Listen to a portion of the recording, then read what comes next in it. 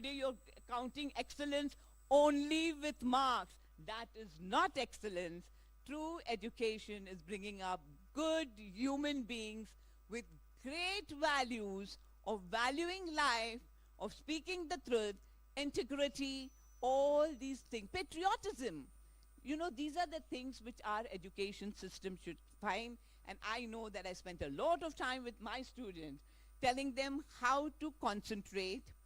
How we didn't have this 1 hour meditation program, but we definitely inculcated and we called people from outside so that they teach them formal meditation. And I cannot tell you how the beneficiaries have benefited. When I meet them anytime, the only thing they say, we remember this. They don't remember your history, geography, sociology, psychology. They remember what you have taught them for life. They remember more by example. So I think the education system should live by example rather than anything else. Thank you.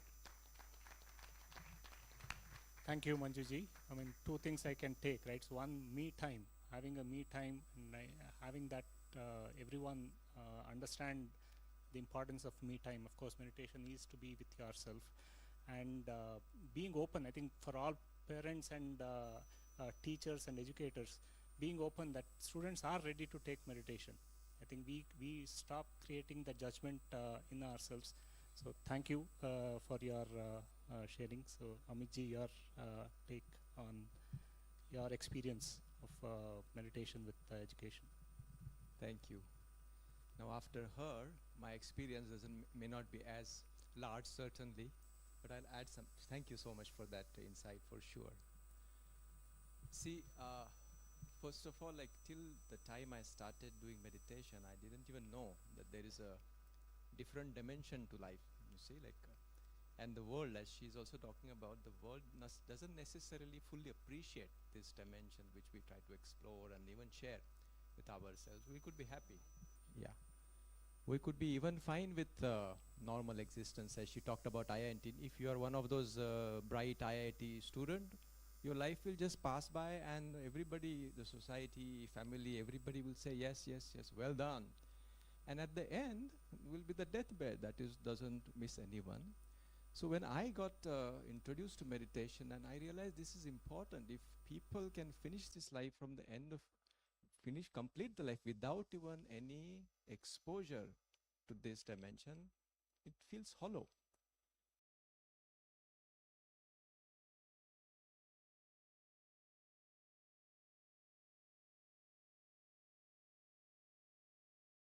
We have sort of were born with. And so why not, as she's talking about, tap it at that moment rather than teaching something which is basically they have to eventually unlearn, just water the seeds which are going to be helpful.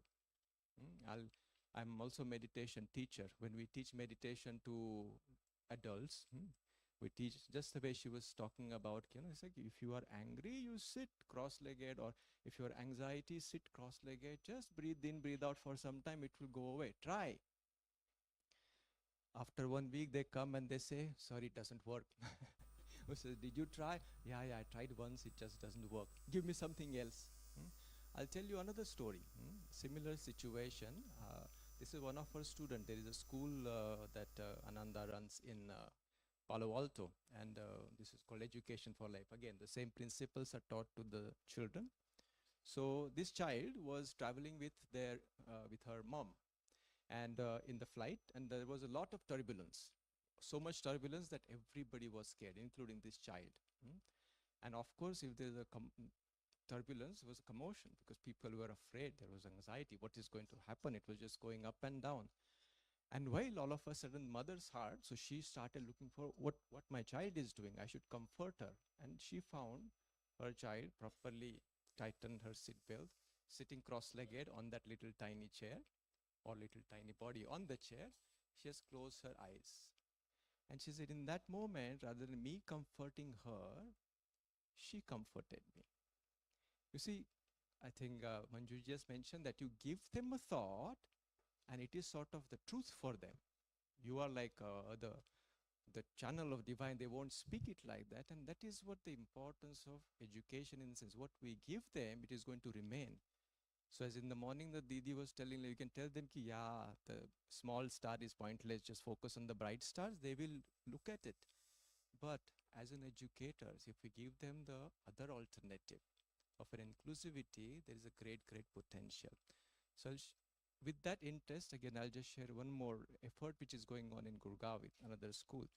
As again, Manjuji is one of the educators, and we we spend a lot of time with our own children, but the maximum time, where do the children spend in? In the schools. So educators, so enabling the educators is a effort which is going on there. And again, when we started this project, a little hesitant was there, because again, teachers' lives are not easy. Those of us here, we are like software, no, they are, oh, yes, sit in your comfortable AC cabins and whatnot. Tremendous demanding job. 2 hours if I go and spend, I'm at the school, we get exhausted, but they don't. So they were given like, oh, after this, what? Another class. And we said, no, no, and you have to come for the preparatory class also. So 2 more class a week. But they participated for a month, and they said, "Ah, this is not too bad." And slowly then they started liking it, and then through them we introduced some exercises which could be done with the children.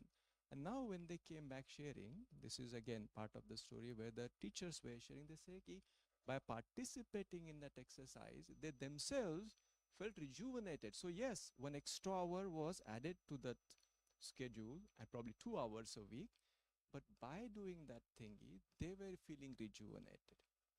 And now going to the students, they just love that session.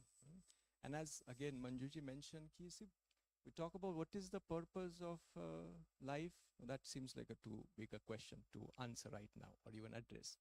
But the purpose, whatever it is, isn't it true that the purpose of education should be that we support that possibility? Whatever that purpose is. And she said, ki, we don't have like, we're not there to be just the doctors or, no, she said, we're human beings. And again, ponder, what does that contribute? What does that attribute? What is a human being? What is our life? We play so many roles. Every role comes with a different demand if we're equipped to do correctly. Rather than judging ki this is the best person, this is not. Just allow everyone to be what they're supposed to be in that moment, like a big bagicha of humans. So this particular exercise, I said, it ends on a day of graduation where every student gets a prize. It's award ceremony. But the difference is that everyone gets an award. And it's not just the consolation, ki, okay, you are first, you're second, so everybody. No, a unique award based on what is unique inherently inside you. Somebody may get like the normal awards that you did well in mathematics, you're a great mind. But then somebody gets some award for you are a nice being, you are very quiet, you are very vibrant, energetic. So every child, and that is what the teachers can facilitate.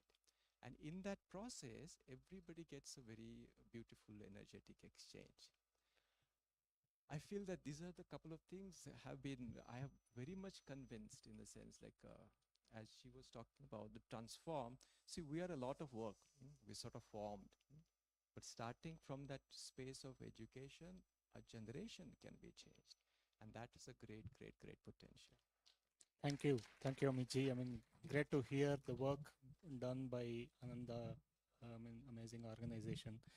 Again, talking about bringing meditation to the educators, the teachers, that will help transform the students. So that's a great message. Thank you. Yes, Narendra. Yeah, Yeah. yeah. At the outset, I am grateful to Master Chandra and the team for giving me an opportunity. And all of us who are now being introduced to meditation in the last 4 to 5 years, we are grateful to our somebody who has introduced us to meditation. Like, I am very much grateful to Padma Shri Dr. D. Karthikeyan. And there is a lot of people who are really grateful to him. Now, in this particular hall, each one of you are also being one or other way introduced by somebody. After being getting the benefits of meditation, are we not having some obligation that we need to really pass on that the benefits of meditation to others.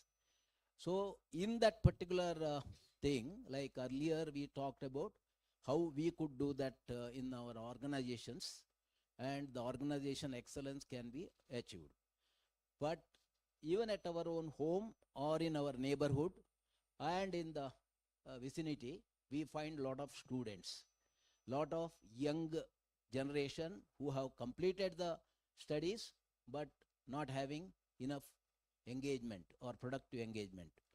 Now that is the period we should be of help to them in meditation, because the India is having the median age is around 28 years, and the next our driver of growth is by youth power, and that youth of ours will be there for some time, and there is the other side, there will be a lot of aged people also. So the youth power has to be mopped up in terms of productive and very engaged, meaningful, purposeful their contribution, and for the societal benefit and the global benefit.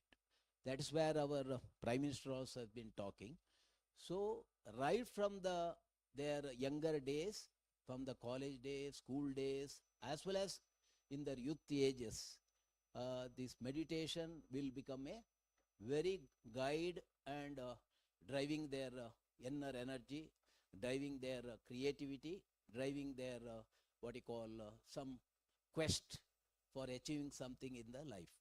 So I am definitely that one pledge all of us can take, that at least 2 to 3 what you call new references from the young age we will undertake after this program. But another important point is the youth or the students can be very peaceful and happy if the teachers are also not, because there is a definitely teachers have a bigger challenge, and if the teachers are agitated, then that school or that study or whatever, the children also are not going to get benefit. There can be a mechanical way of learning, but it will not be a enduring learning. So at the same time, I am also a son of a teacher. So the teachers are also having so much pressure, so much. It's not that they are all education institution allow them to work in a free manner, and they are not so much empowered. So everywhere there is an element of rat race, where no, you need to get your class, that should be 100% distinction. That is what going on, and what you have found out, the NET also, what is happening and all this.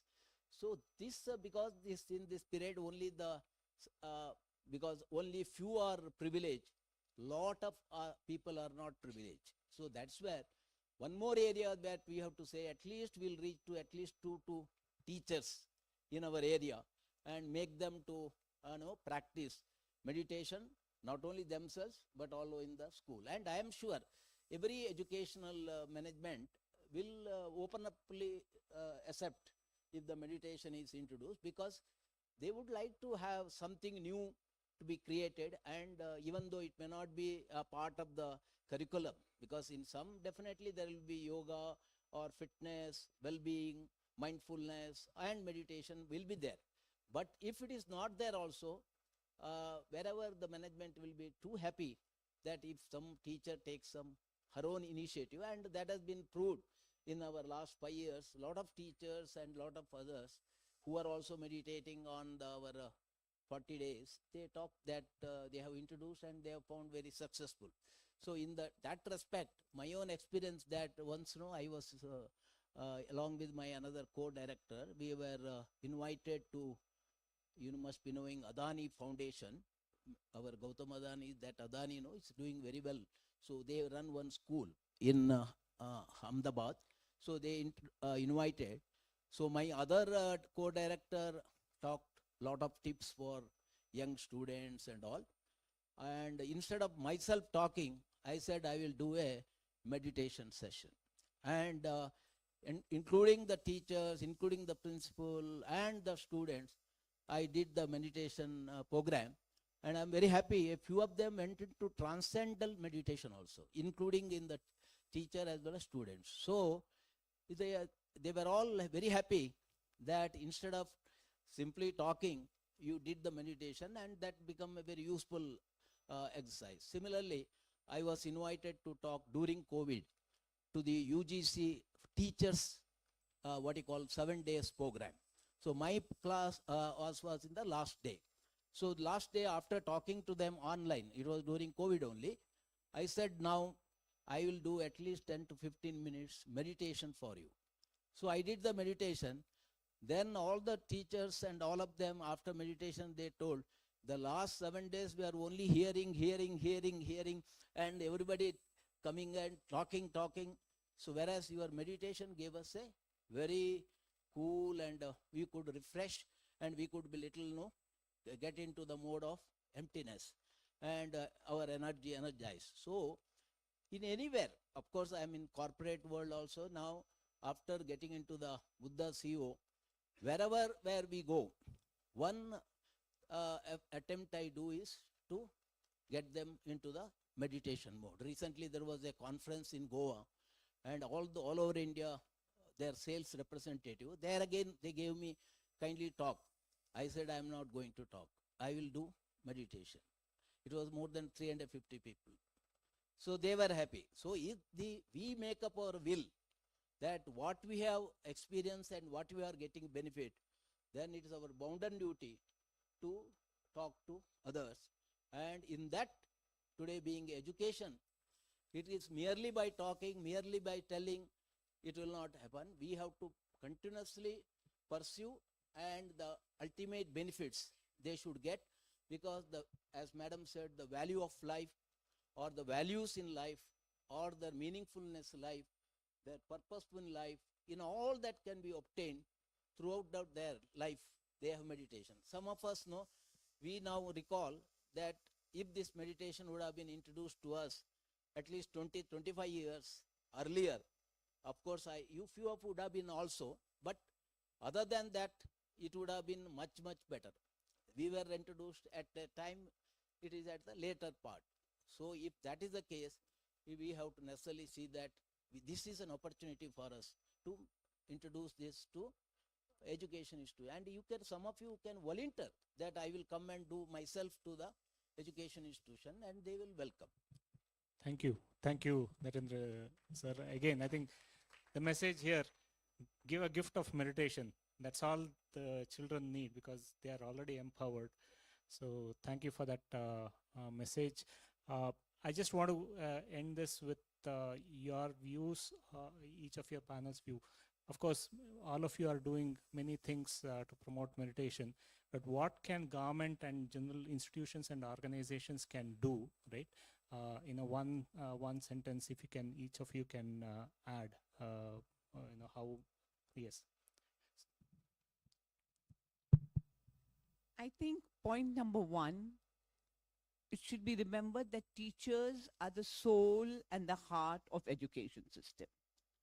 So having right kind of teachers with positive attitude. I think teaching is not a profession. Teaching is a vocation.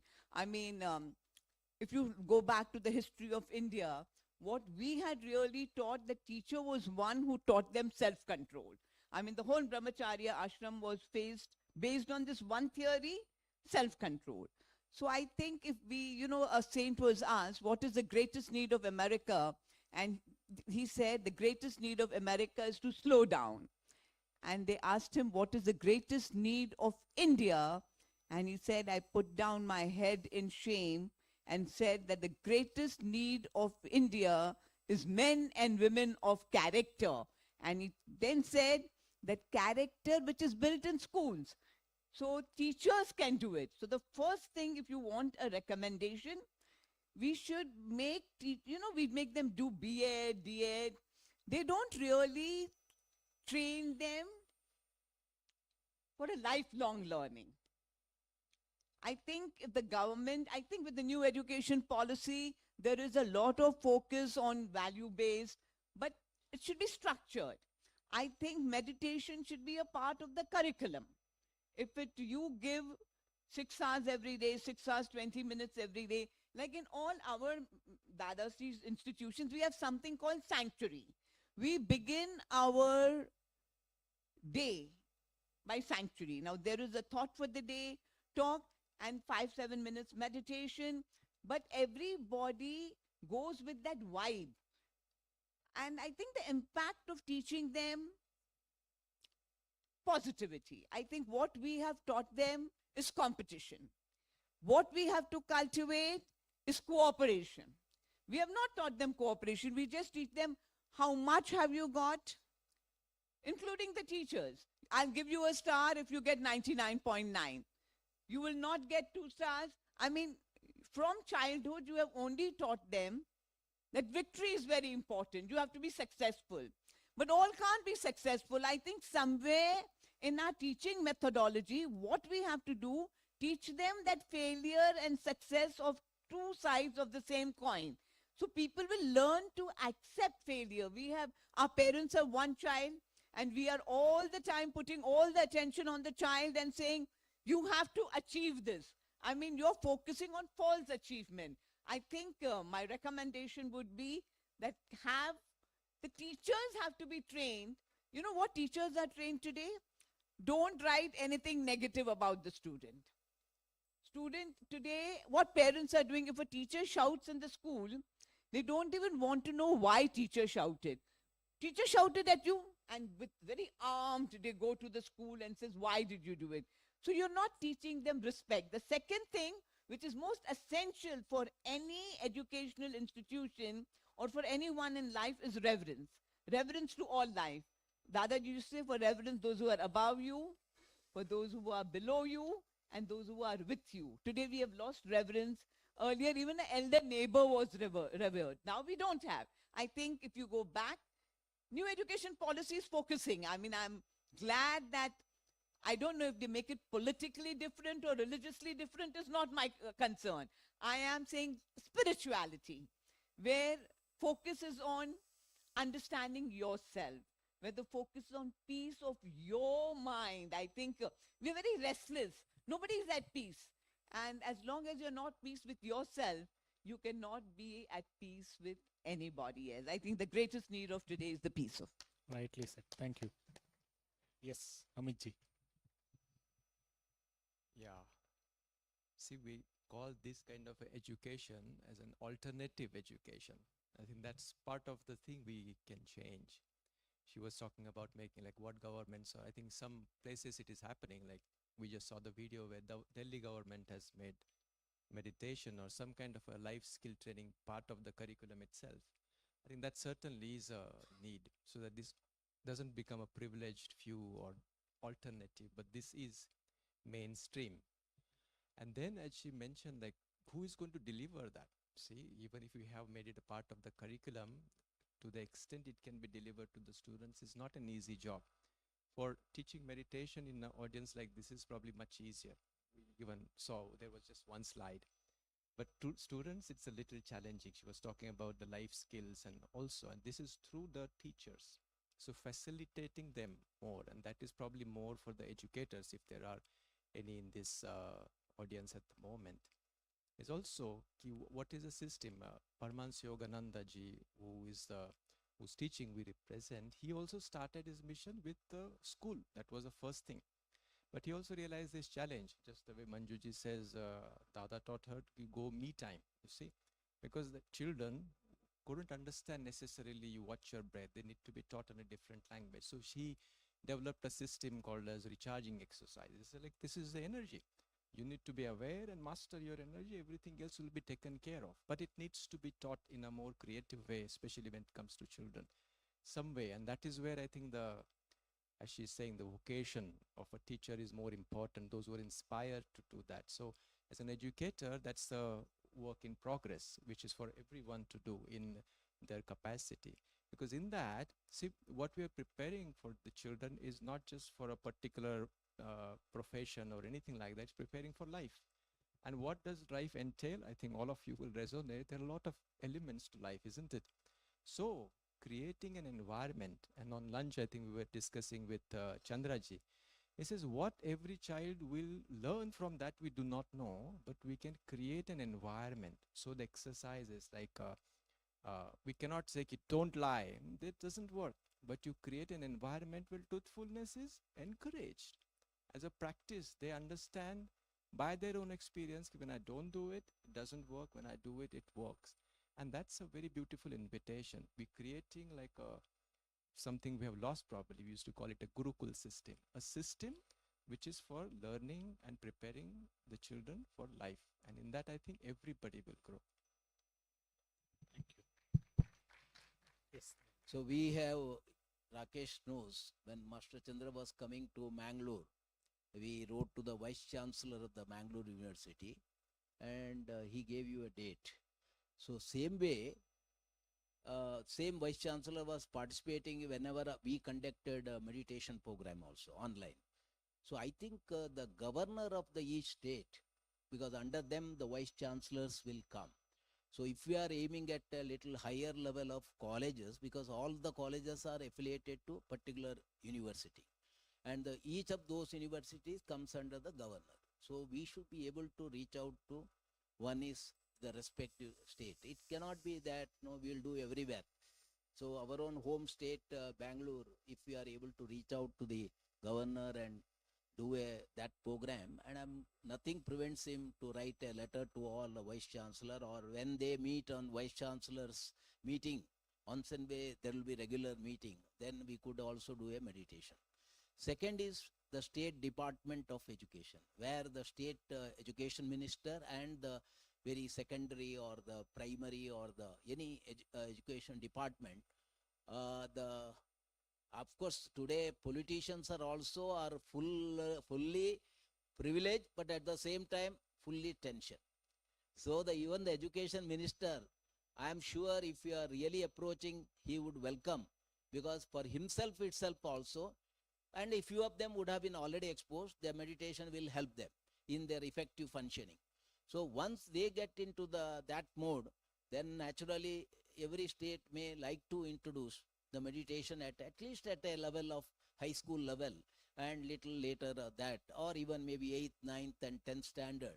Because like what he said, I also, being my own school, I went and I did the meditation, and they have assembled all the students. And even in the college, when I was talking on the meditation, and I said all our hearts are similar and we have a wavelength of love and affection. So the students were very much impressed of a different way of talking. Otherwise, no, कोई management book से इससे बात करके उनको कुछ tips खोल के, no, you have to be little practically.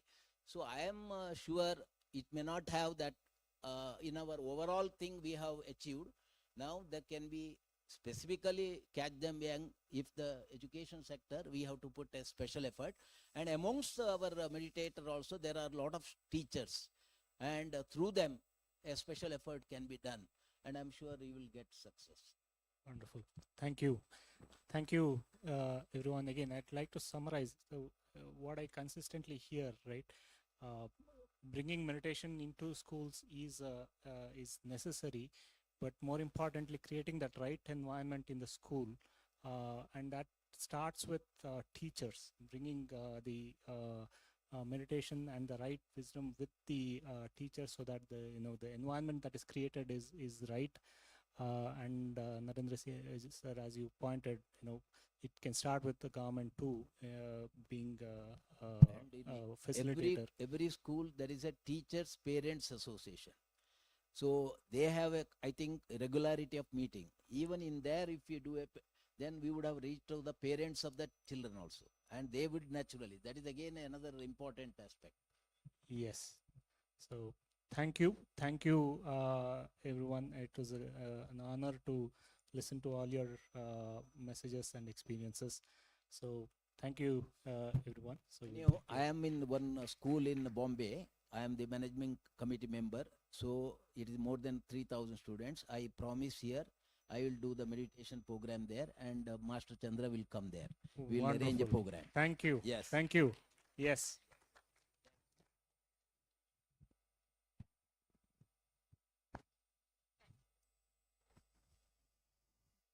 Thank Thank you so much, sir. So, I would like to express our gratitude for all your presence at the RCML conference. It was pleasure meeting you and learning your insightful comments during the panel discussion. Your thoughtful contributions added immense value to the event. So thank you for all this participation. So I would like to I would like to call upon stage to felicitate all our panelists, Mr. Vijay Kumar, Mr. Raj Kumar sir, and Vani ma'am to be on the stage to felicitate all our panelists.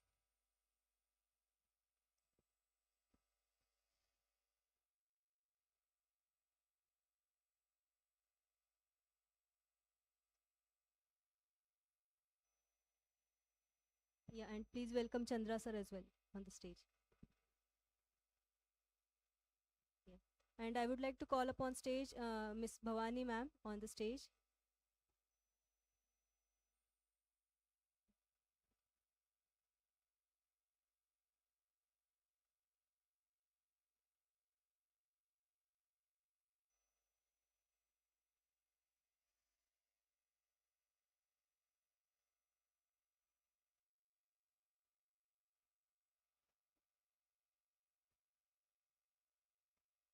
Let's give them a huge round of applause.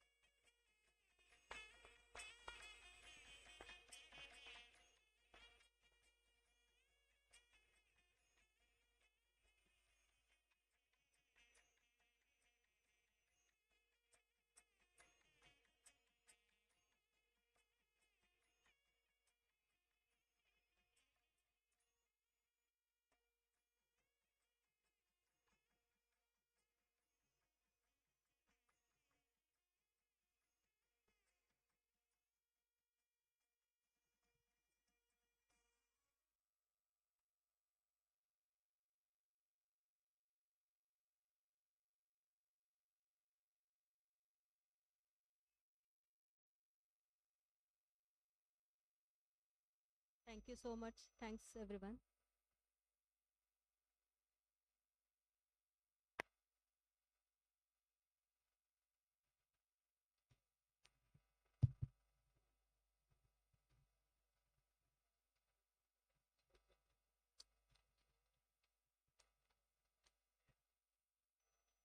Again, sir, I request you to say a few words about this education panel.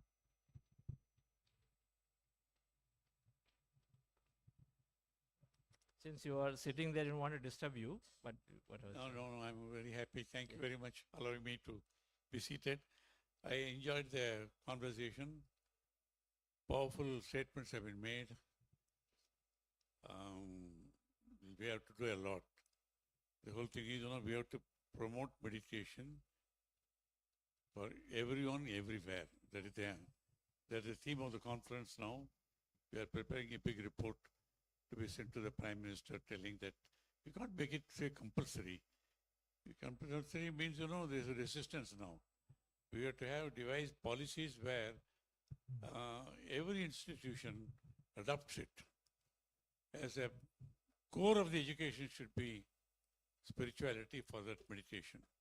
Simplest, right from the school level. Morning, we quoted.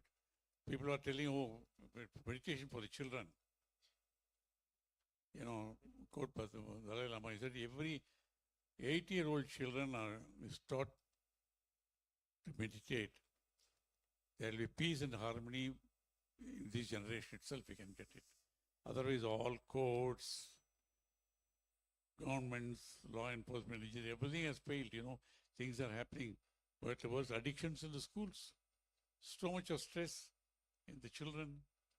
Teachers, when teachers have so much of stress, then what are they going to teach? Tension in the parents. So that everybody has to start right from the school level. That is what, the dream of, vision of Paramahansa Patriji is Dhyana Jagat. Entire, the whole world has to be meditative. Then only there is salvation. To save the humanity, planet Earth from destruction. Sooner we start, the better it is. Yes, all the methods you have suggested is wonderful, but we are going to appeal to all the healers all over the world. Please meditate. Introduce meditation for your children, grandchildren, and planet Earth. That's our first fundamental duty. Thank you. Thank you, sir. When we understand meditation fully, it's not just another one more process. Meditation means becoming consciousness. We are tiny matter, we are in this body, as body, this life. But we're also, this whole consciousness is that's explained now through quantum physics too, as a whole field. So meditation means becoming that field, becoming that whole. So we operate our life as whole. That's called the oneness consciousness. The oneness word is there, Vasudhaiva Kudambakam is there, but how do you implement it? I want to be aware to be doing things. 10 things are there, I want to do it, but how do I do? I don't have that awareness because the environment is pushing me to do many things. There are so many challenges out there. Teachers have so many challenges, but how can I come out of those challenges? When you operate as consciousness, we have to become that consciousness.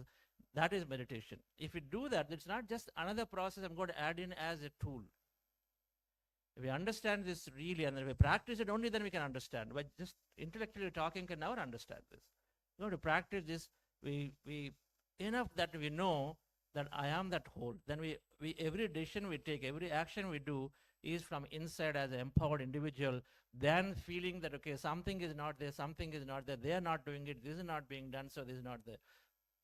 And so, dear friends, that's why in Patriji, for anything you used to say, sit down and meditate. It doesn't matter anything, sit down and meditate, because we see it. And we will hear a little bit from some of the youngsters also. Buddhasya Quantum Foundation is giving these programs to any youth. Well, of course, it should begin from childhood. PSS Movement is doing that significantly, and then many spiritual organizations doing it. We have taken up the mission to do from graduating students onwards, because there is a lot of science that we wanted to bring it into them.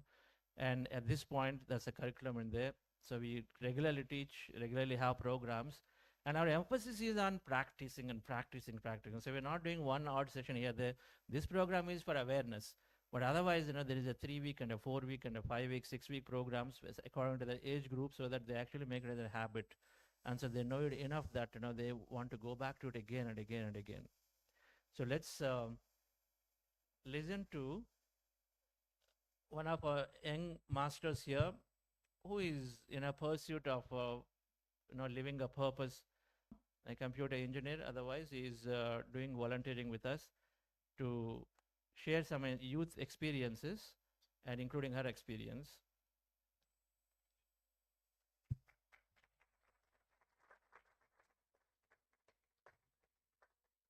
Hi everyone, myself Reshma.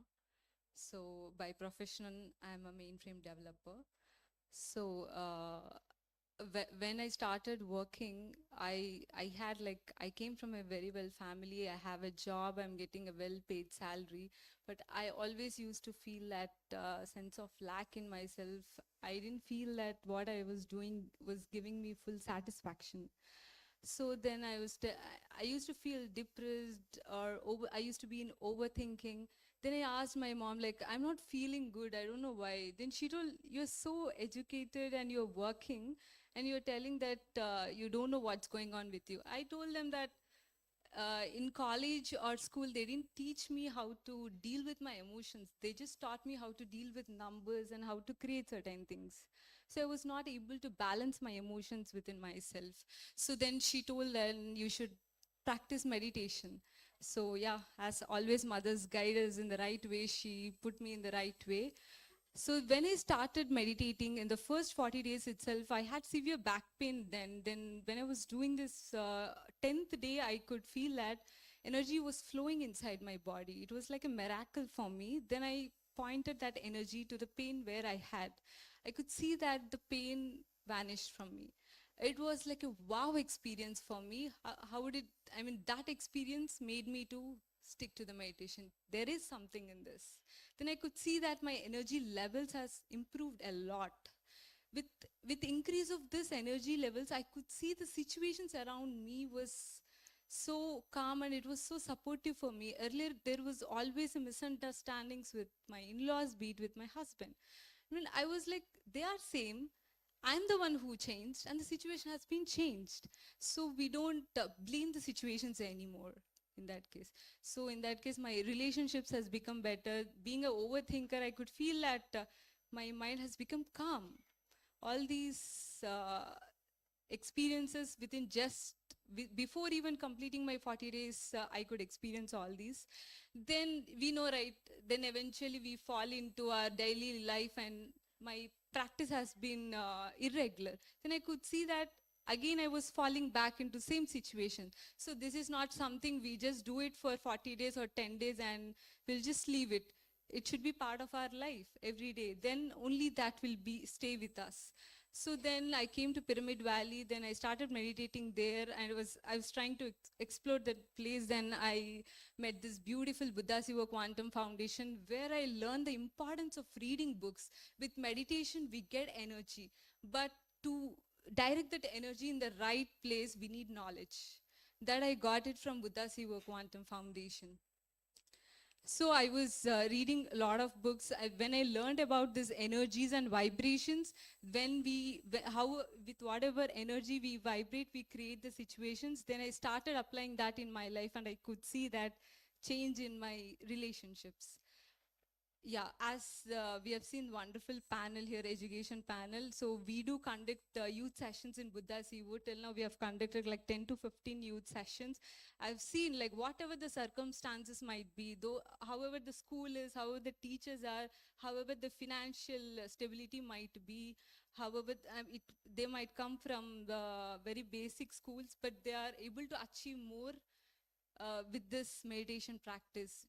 So being aligned with yourself, you should have that confidence. So I always wanted to become a doctor or IAS because the core intention of me was always to serve people. I realized that, but that didn't happen. I was always feeling regretful that why it didn't happen, because there is a bigger one waiting for me. This because all those things, if I do, people again do come back to me. But if I teach meditation, they will be self independent, right? So I am really grateful that I'm part of this Buddha Siva Quantum Foundation, who has great vision. I'm so grateful that I'm part of this. Thank you.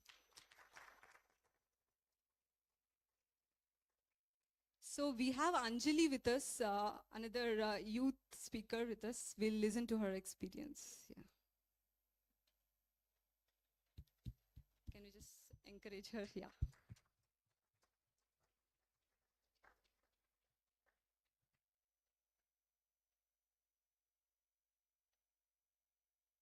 Welcome, Anjali.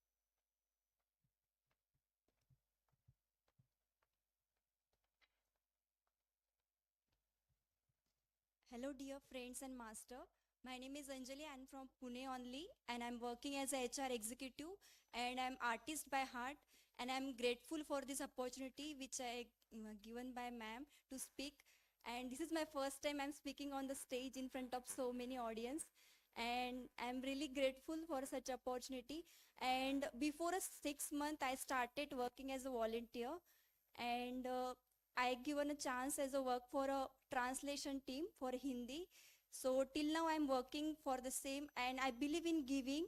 So at the departure time from this earth, we can't take anything with us, but we can give as much as we can. So I believe in that, and I started giving, and I will give till the time I can give as much. And I remember a line from the Marathi poem, देणाऱ्याने देत जावे, घेणाऱ्याने घेत जावे, घेता घेता एक दिवस देणाऱ्याचे हात घ्यावे.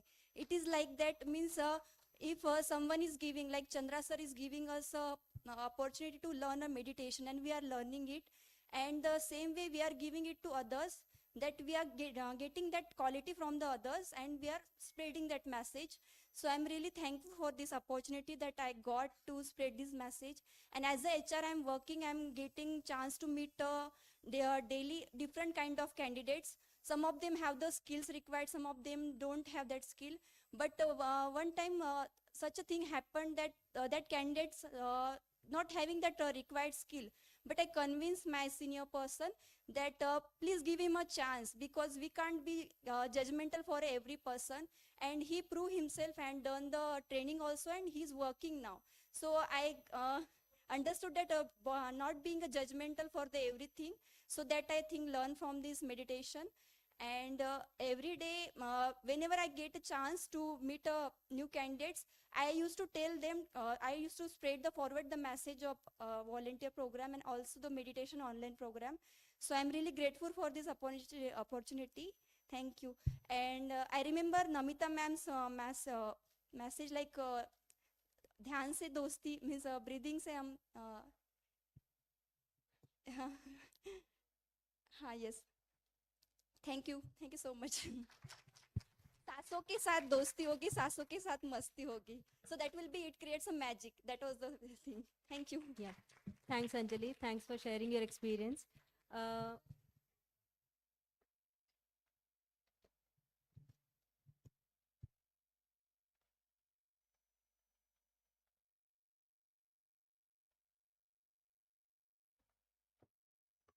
Okay, now we'll listen to some more experiences on the video. We'll see some experiences of youth sharing their experience on the video.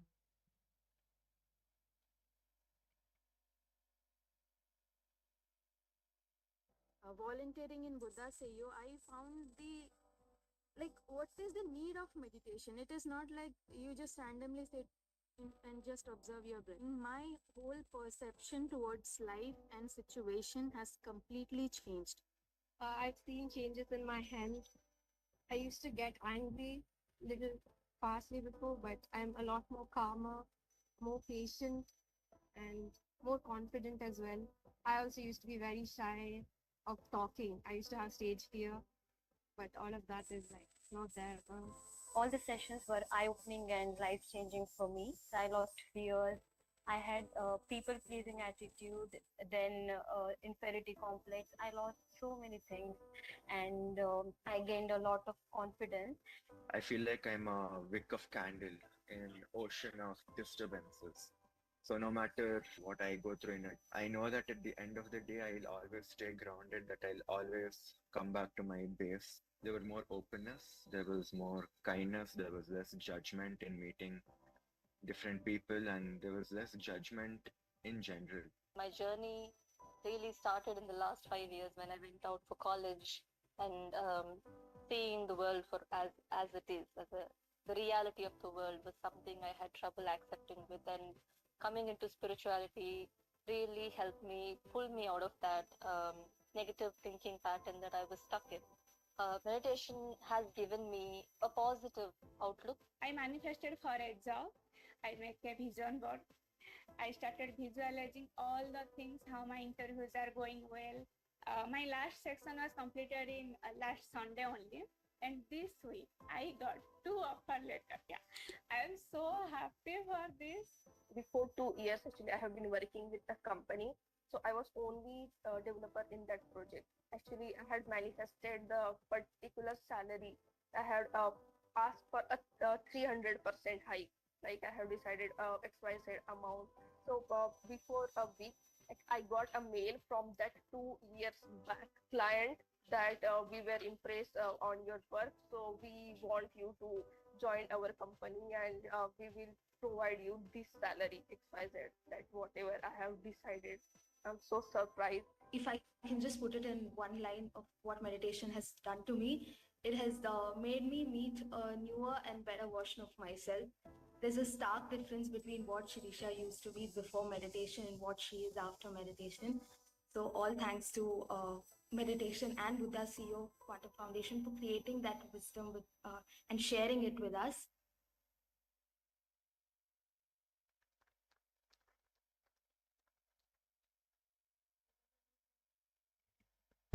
Yeah. So let's give them a huge round of applause to all our young masters who have learned this simple technique and saw a transformation in their life by implementing in their daily routine and as an integral part of the life. Yeah. So thank you all my young masters, and I would like to call on stage Ms. Savita Reddy ma'am to felicitate Reshma and Anjali. Thank you.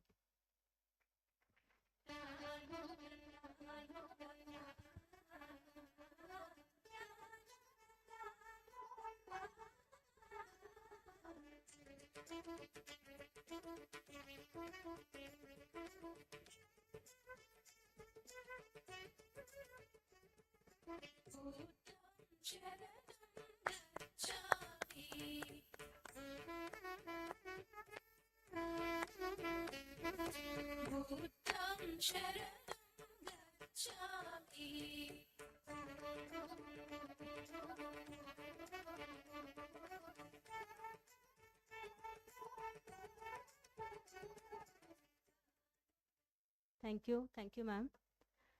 Now I would like to call upon stage Dr. Sai Krupa Sagar and Mr. Rishikesh Dabhade on the stage to share their insights on the project excellence. Please welcome on the stage.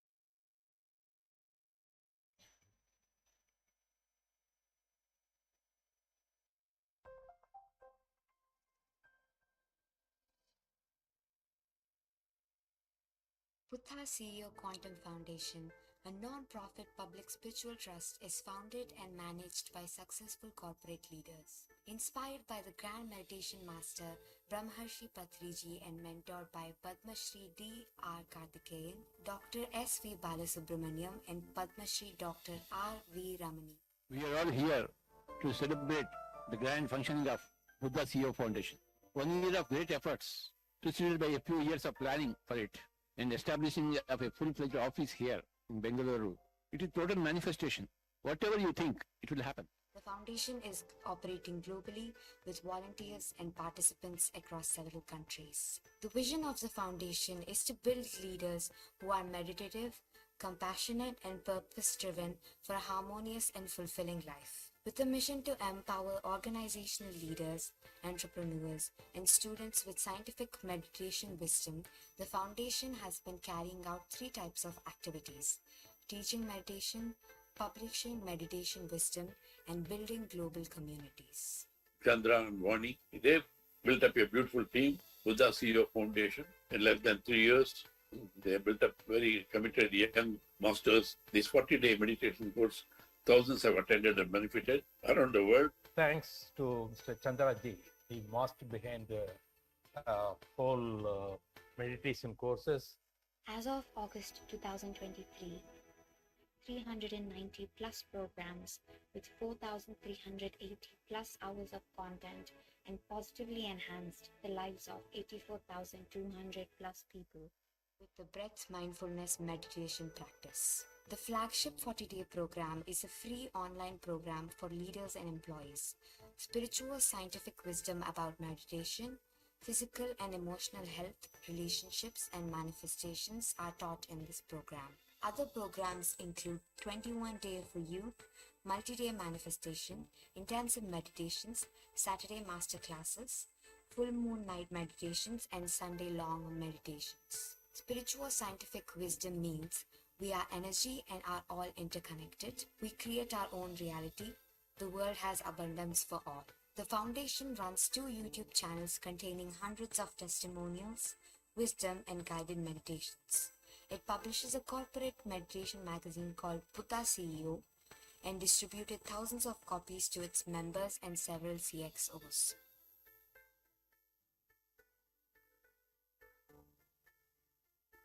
The foundation published 2 books on meditation, namely Patriji Answers and The Miracles of Meditation to inspire many more. Finally, I have this in my hand. Manifestation. A dream manifestation. In black and white. The concept of a Buddha CEO. The foundation also created meditation courses on the online Udemy platform to support self-paced learning. Thank you, Chandra. Chandra has been connecting a glue. He brought me connected to Patriji, connected to the PSSM. You know, you and your family have been awesome in kind of changing millions of lives. I have been meditating with Buddha CEO fellow meditators for 3 years. Thank you so much, Buddha CEO team, for being with me in my spiritual journey.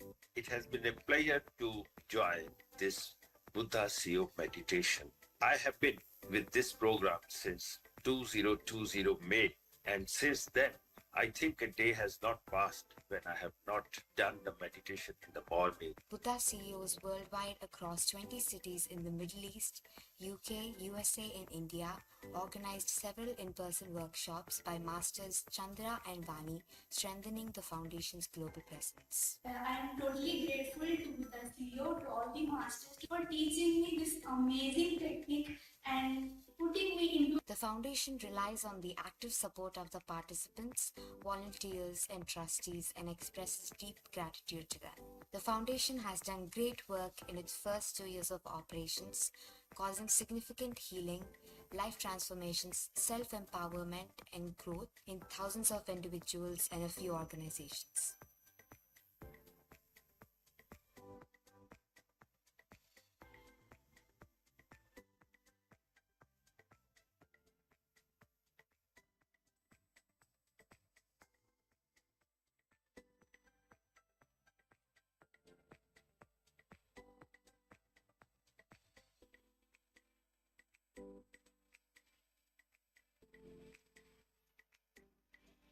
For this Buddha CEO Quantum Foundation, we should have a tagline, Yoga Karmasu Kaushalam.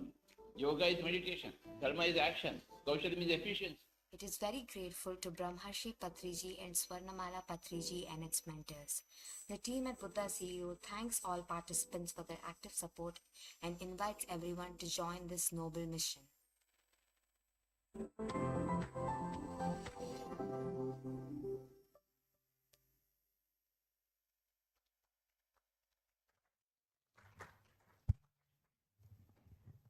Yeah. So for Project Excellence, I would like to call upon stage Mr. Rishikesh Dabhade. So Rishikesh Dabhade is a senior IT transformation leader in the banking and financial technology domain.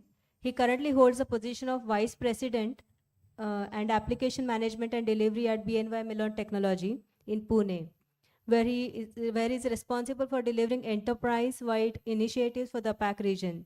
He began his meditation journey with Buddha CEO in July 2020 and has experienced numerous benefits through breath mindfulness meditation, successfully manifesting his goals.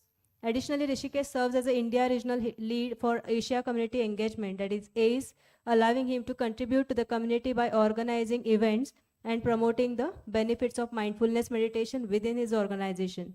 Presently, Rishikesh actively volunteers as a core member of Buddha CEO, dedicating his efforts to the organizing physical introductory sessions for the public and corporates in Pune. So let's give him a huge round of applause. Welcome, Rishikesh.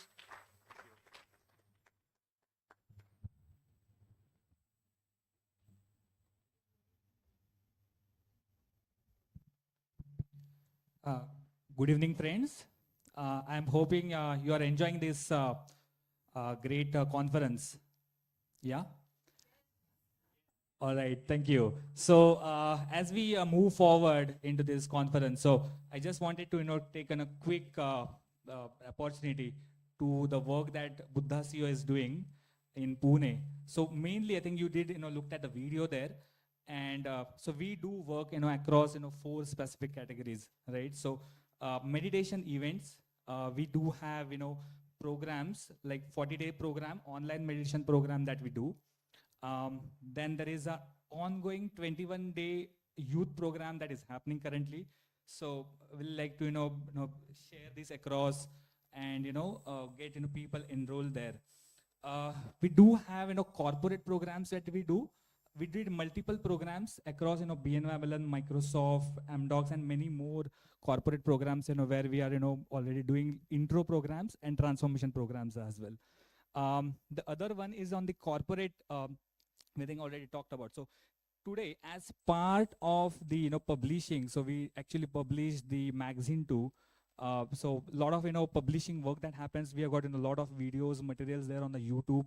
We have got Udemy programs as well available on Udemy, and then there is an app that Sai Krupa Sagar sir is going to speak more on. So you'll know more to know about it. So as part of Project Excellence, I'll let Sai Krupa Sagar sir to come on stage and talk more about it. Thank you.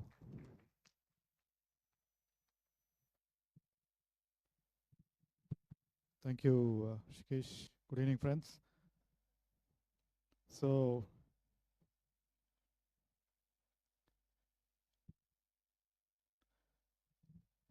you've seen the fantastic work that Buddha CEO has been doing, right? You've seen the video.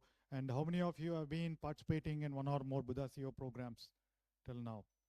Wonderful. Someone's raising two hands. Wonderful. So for others, it was an introduction, right? So Buddha CEO is doing a lot of things with realizing Brahmarshi Patriji's vision to kind of spread meditation to corporates. And that's where Patriji's vision of every leader being a Buddha is important. That's what we're working through. And last year, Chandra sir had this idea about more doing this work more focused towards corporates and different organizations. And then we got the guidance under the mentorship of Padma Shri D.R. Karthikeyan sir. We formed this project called Project Excellence. The goal of this Project Excellence is about spreading, the motto is about excellence through meditation. And you've seen how we've been talking about that excellence through meditation. All the videos I've been talking about it, right? What is Project Excellence? I don't know if you're able to see this. It's a new initiative from PSSM and Buddha CEO, primarily to assist the government bodies, corporations, and NGOs in creating positive economic and social change. Right? Today, we want every industry, every organization, every education institution, every healthcare institution to be doing excellent work so that we can lift our standards, the standards of our organizations to international levels, global levels, and that through meditation. That is the whole primary objective of it. And the vision, as you can see here, so create millions of compassionate, high-performing. It's again about performance. Excellence is about performance at low stress, right, or no stress, to power an economy based on excellence. And then how are we going to do it? Our USP here is impart scientific meditation wisdom. And like PSSM. PSSM again is a non-secular, non-religious, it's more social organization spreading meditation across the world. Similarly, Project Excellence and Buddha CEO also, the goal of Buddha CEO has been to impart scientific meditation wisdom. So you could have seen from the first presentation which Chandra sir did, how he talks about what happens in our mind, what happens in our body when we do meditation, right? So we've found that resonating well with corporates. And we've seen quite a few CEOs saying that, hey, I do meditation, but I thought it is more spiritual, only for my spiritual growth. But you have seen the case studies, you've seen the testimonials, you've seen the research data, right? How meditation helps in excellence in organization, excellence in our career growth, excellence in education, and excellence in health. A lot of you might have seen. So we had a couple of other tracks. So this project is about focusing on those, imparting scientific meditation wisdom, how it works, talking about testimonials and things like that, right? And our core, the 3 pillars for Project Excellence, Number one is spread awareness. How do you spread awareness? By conferences like this, RCML, Regional Conference of Meditation Leaders, Global Conference of Meditation Leaders. We're going to do conferences in multiple places, right? And also create and publish educational content. And we have several white papers. We have a website coming up specific to Project Excellence. We have Buddha CEO magazine, and there are going to be a lot more books being published around the scientific use of meditation to drive excellence across all these different tracks. So spreading awareness about meditation. I'm sure how many of you here have been hearing several aspects of meditation for the first time? The scientific background behind meditation for the first time. So quite a few of you, right? So that's exactly what we want to drive at. The second thing is, so once you spread awareness, we expect corporates and other organizations to come and say, hey, I want my employees to be a lot more productive. I want my students to be performing well. I want them to undergo a program of meditation. So they reach out to us. That is the second point. So that is when we have formulated training programs. Buddha CEOs launched the professional and associate coach program. How many of you are aware or been participating in the coach program? Yes, so there are quite a few coaches here already. So the idea is organization reaches us, and then there is a coach ready to work with them, engage with them. And like Savita ma'am spoke about today morning. So it's about engaging with them and spreading and taking them through the different programs. So we want to build an ecosystem of trainers and coaches. Right, so I think there is another transformation program coming up, the coach program coming up end of July. So please you can find the details on the Buddha CEO website. And build an ecosystem of trainers and coaches, and build the apps. Right, so whatever you saw in terms of the courses, that is where the Buddha CEO app, I'm sure if you have not already installed, you can follow the instructions on that this thing, or you can ask someone at the counter. You can install the Buddha CEO app, and all the meditations, all the courses, they're all available at one touch, one click. You register for it and automatically it is there. And you can view the recordings at your own. Even if you miss one session, you can you can join the meditation, replay the recording later in the day, right? And then there are different meditation sessions, there are different wisdom sessions, wisdom content. So a lot more to be done with the app. And we are launching a specified, very special app for corporates within a couple of months. We're working on it. So within 2 months, you'll see a corporate specific version of the app. If we go to a specific organization, we do a 3-day course, 3-day workshop, or a 6-day workshop, or a 7-day workshop, and then we give the app to them with customized content for that particular company or organization. And they will continue to practice. There will be reports generated depending on the progress of meditation employees, and measuring the effectiveness of meditation. So all that will happen as part of the app. So that's okay. So it's there. Both the thing I've talked about, right, in terms of coach and the Buddha CEO app. The third pillar is, sorry.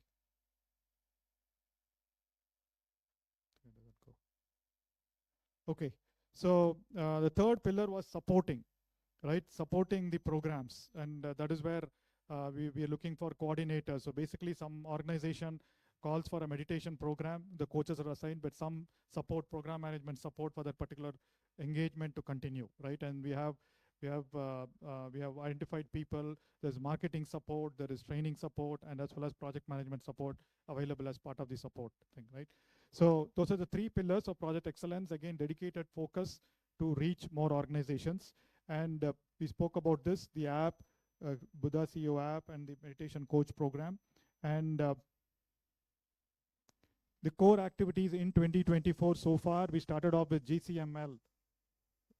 We started off with GCML in New Delhi in February, Global Conference of Meditation Leaders. It was again well attended in New Delhi. And then we had the first RCML, Regional Conference of Meditation Leaders in St. Louis, USA. Again, Project Excellence is global. So it's not just restricted to India or specific regions. And then today we are doing this RCML 2 in Pune. And then there are plans to, okay, going back.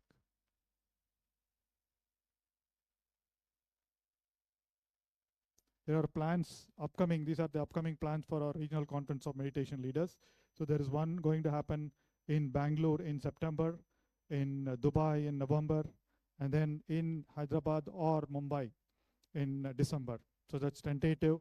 So Chandra is need to decide between those two. I think both the teams are interested. So depending on that, so upcoming again, the goal and objective of regional conference of meditation leaders is to have a lot of those organization leaders, government leaders. We want ultimately we'd want to be getting to the ministers, the prime minister, so all the government bodies to come and listen to how meditation can help improve excellence in all sectors of for life, right, of economy. So, and then the second GCML, I think the discussions have already started. We're trying to finalize the venue. It's almost done. So February end, the last week of February is going to happen in New Delhi. Okay. So good. So that's about project excellence. One humble request. I know each of you have your own organizations, your companies, you're associated with certain organizations, be it educational, be it healthcare, be it company, right? So usually we have those tracks. And then we also want anyone working with any government bodies. Also, if you can give your contact information and talk about your interest in having these meditation programs, someone will be available. I think Manohar will be available at the reception desk. If you can give your contacts or someone who could be interested, someone who is interested in those companies, we will get in touch with them and take this forward. So that will be a big, big help. You volunteer to kind of connect us to different organizations, though we'll be doing it proactively, but if the organizations, if you are associated with something, that will help amplify or accelerate the adoption of driving meditation into those places, right? So with that, that's about project excellence. Again, a huge round of applause to Chandra, our mentor, Karthikeyan sir, and the entire team of Buddha CEO who are doing this as a major focus since last October. Since last October, Project Excellence and then the GCML and RCML initiatives have been undergoing. Thank you.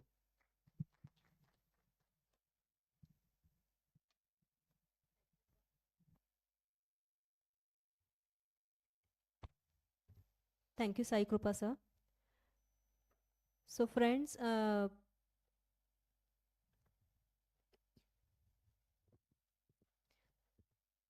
thank you for this wonderful information, sir. So masters, do join on this app and be a part of learning and spreading meditation to all our near ones and dear ones.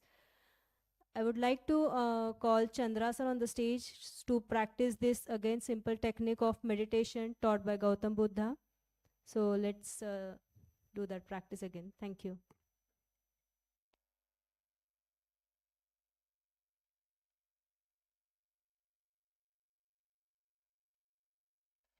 We'll do one more last meditation for the day. Relax yourself. We are doing breath mindfulness meditation. If anybody knew, we are observing our breath with our eyes closed. Every time we meditate, we are recharging ourselves, clearing the space to be able to receive more. And definitely we are gaining clarity of a purpose. Relax yourself. Remove your spectacles, those of you wearing spectacles. Cross your feet at ankle, fingers into fingers. Right. Fingers into fingers, comfortably rested in your lap, your eyes closed. Observe your normal, natural breath. Any reference point on the nose, with your attention there, observe that breath. At that point, going in, coming out.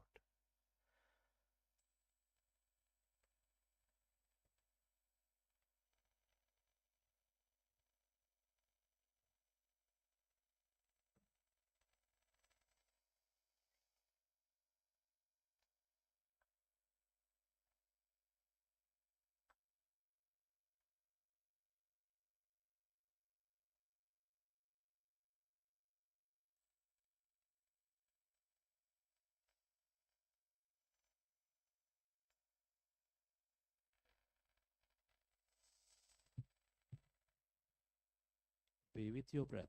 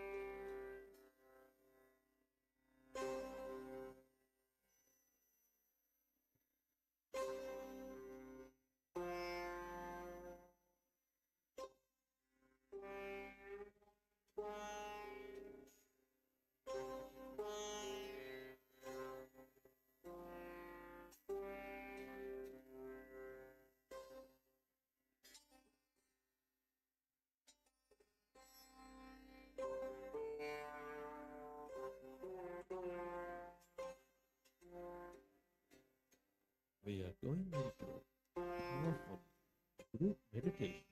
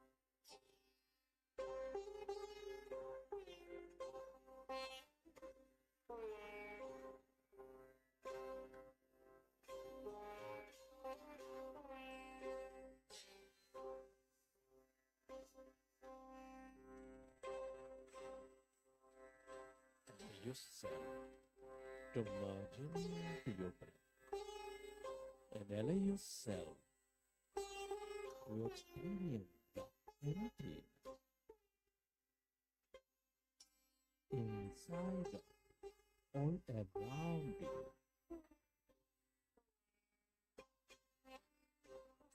When you empty your mind of thought, you experience the greater emptiness and consciousness.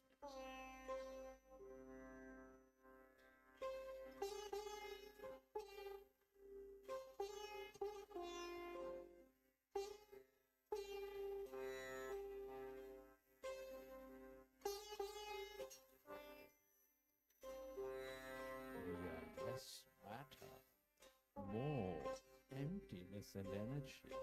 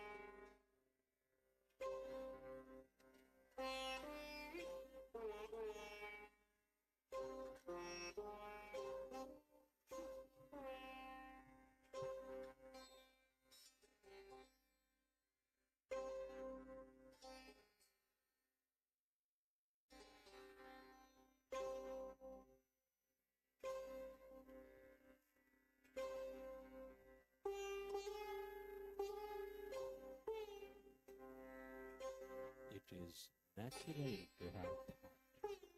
When you recognize your thinking, go back to observing your breath. Listen slowly. Find that emptiness. Go into that stillness within you.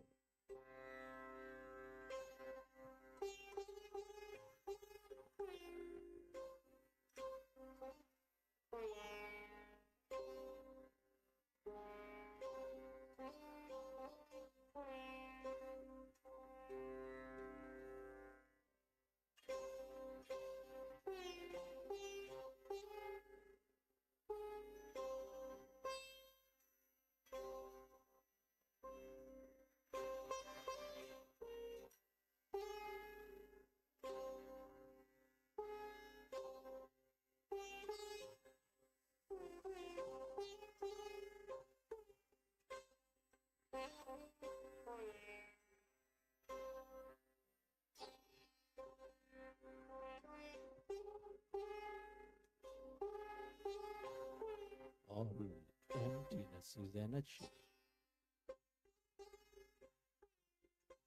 The quantum field of energy with limitless possibility, infinite intelligence.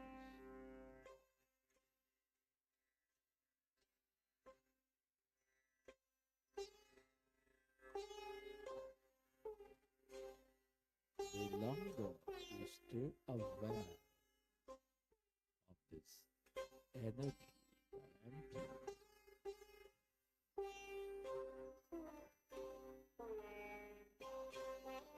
the field of no body and no thing,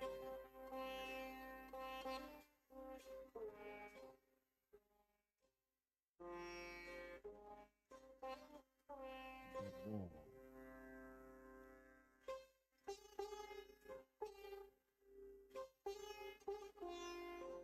we draw the possibilities into our life, the more we overcome something from the past, the more we see the purpose of future.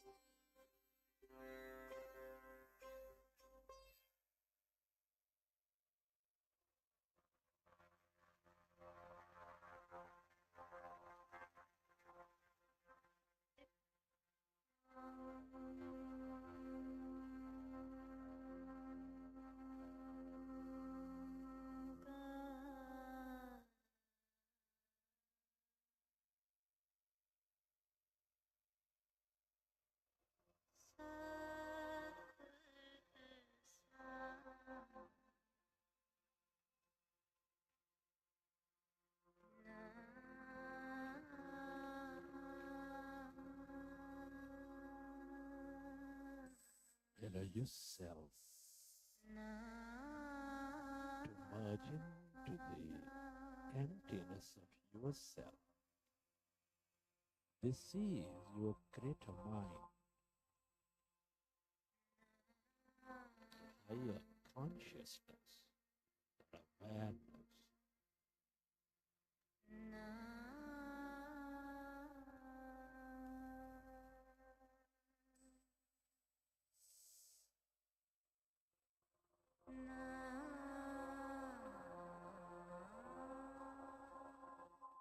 Everybody and everything are connected in this field of energy.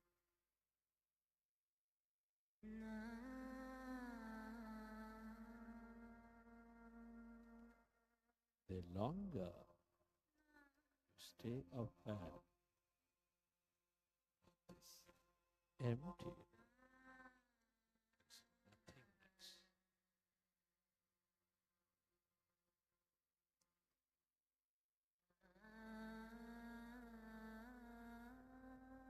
the more connected you become, the more whole you become.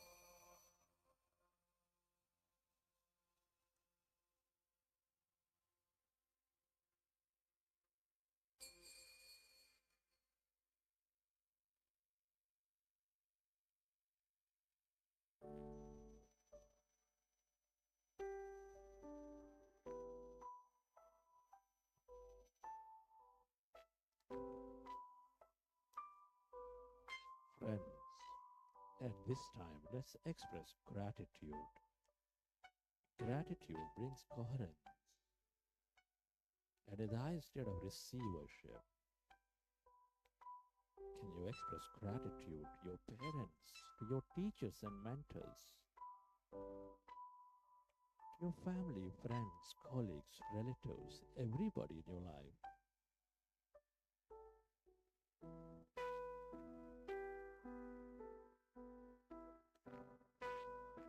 Be grateful to this grand nature, the bird, the fish, and the animals, the planets, Mother Earth.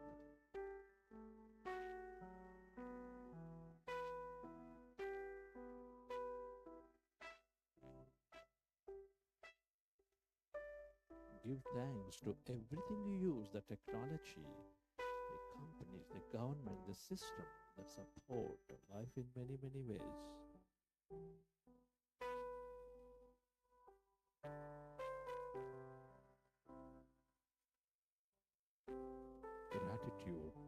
yourself and to this intelligent field for allowing us to experience so much more in this life.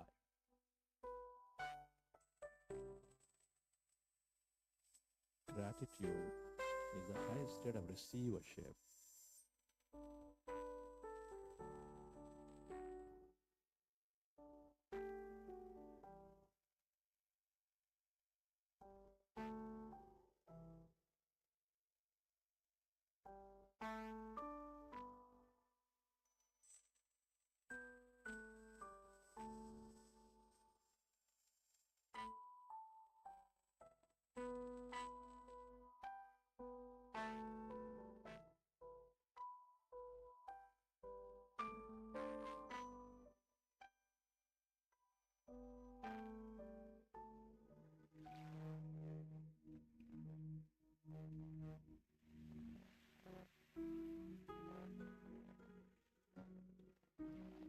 Recollect your experiences from the session, and whenever you're ready, keep your hands on your eyes for 5 seconds, and then may open your eyes.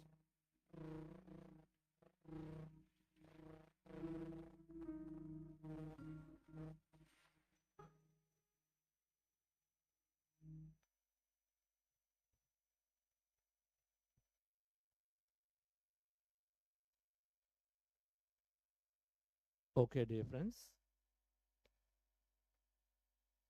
Hope that relaxed us sufficiently. We are going into the final hour of the program. We wanted to end by 6. We probably will go till 6:15, but we should be closing that by that time. But right now it's 5:20, right? So 6:15ish we will end this program with couple of presentations, very important. In a one-day conference, we are doing 2 tracks about excellences on health. This today, education and organizational excellence. But we have a short presentation by one of the esteemed doctors, homeopathic doctors from Bombay. And then pyramid energy, that Patrizi's dream and vision that we build these temples or these meditation centers which have no, which do not, which are neutral, religion neutral, which are energy at the same time religion neutral. They act as a symbol of security, integrity. And so they talk a brief presentation on pyramid energy by Sai, and then we go into the closing and conclude the event. So yes, please go ahead.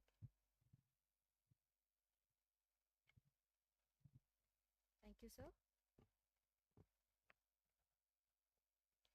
All right. So I hope you had again an amazing experience about meditation. We are now into the 4th segment of this conference today. So as it is said that treat your body like a temple, not a woodshed. The mind and body work together. Your body needs to be a good support system for the mind and spirit. If you take good care of it, your body can take you wherever you want to go, with the vitality, with the energy, and with the strength. So as I mentioned, we are into the 4th segment, which talks about health and energy. And this particular quote was by Jim Rohn. So as he also mentioned that we need to take care of mind, soul, energy, strength, everything together. And who other than that, Mr.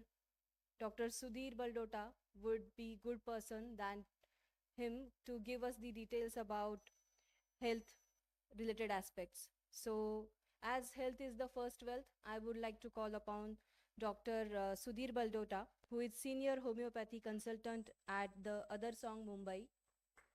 Welcome, sir.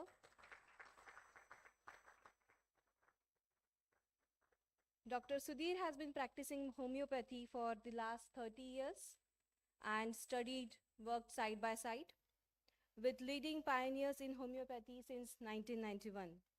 He believes teaching once is learning twice and has taught and given inspiring seminars across globe. Sudhir sir is also practicing meditation and who is core member of Buddha CEO and also contributes to organize different meditative sessions at Mumbai. Thanks for joining us, sir, and I would like you to take over.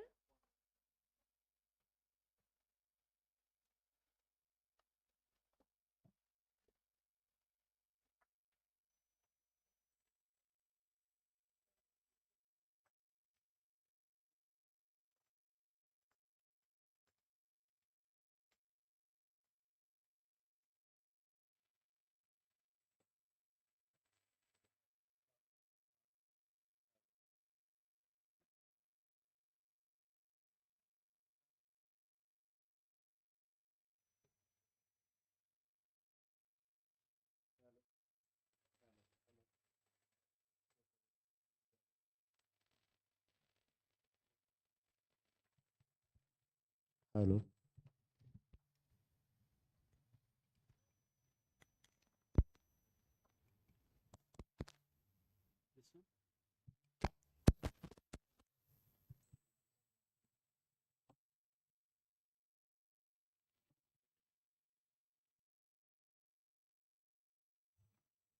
Hello.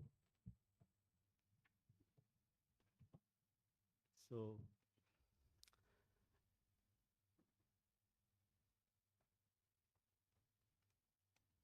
a very, very warm welcome to you.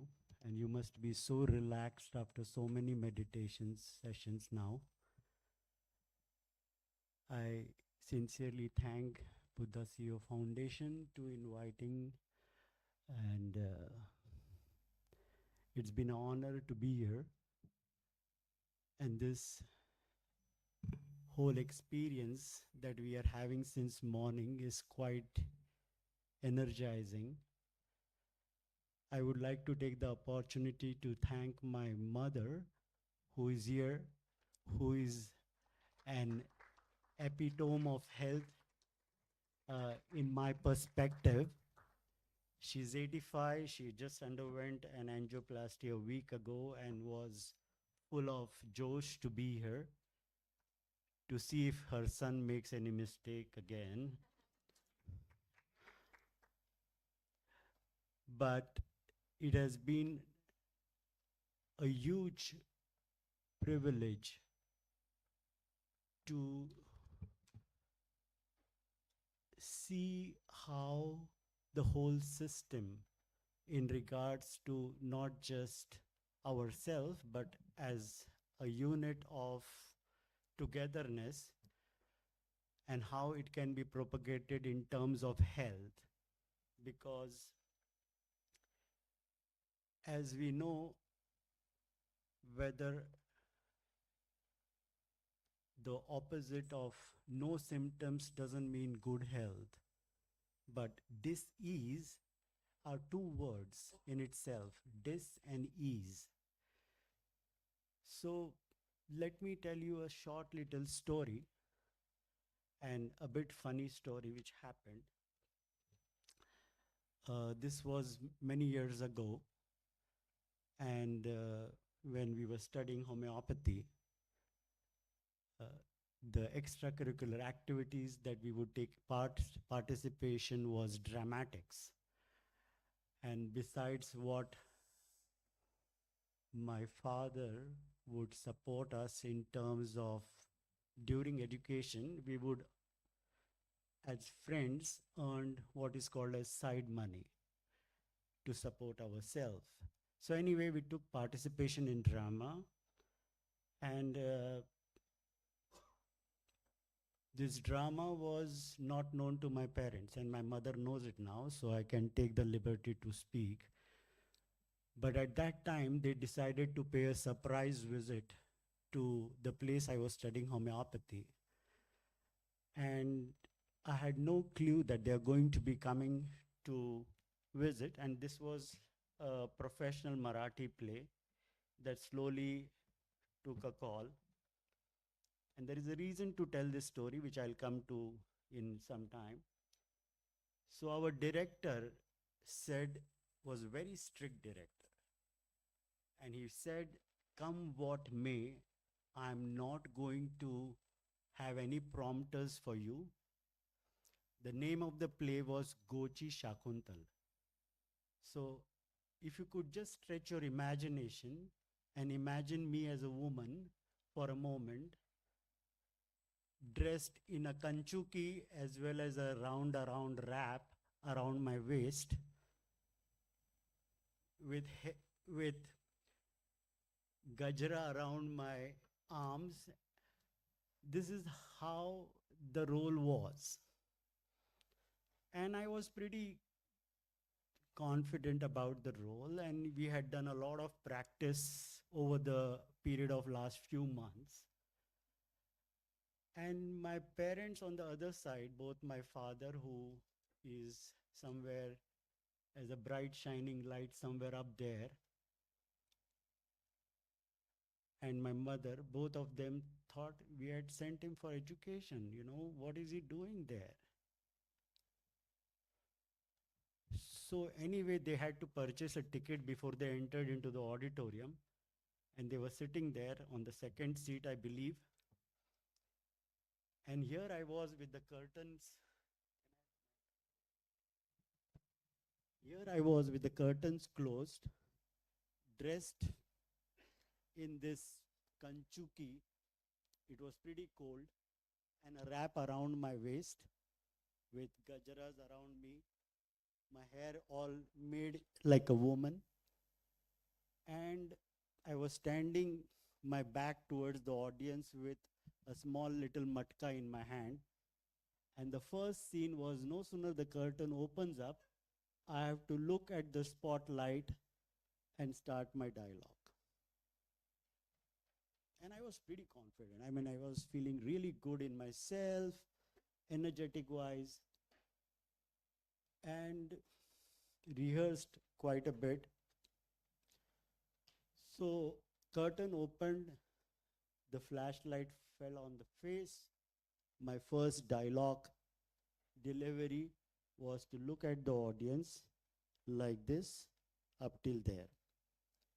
And the moment the flashlight fell, I looked, both my parents are sitting there. And I had ants in my pants, You can imagine that was the kind of a scenario where I had completely blanked out. I had no idea what was happening.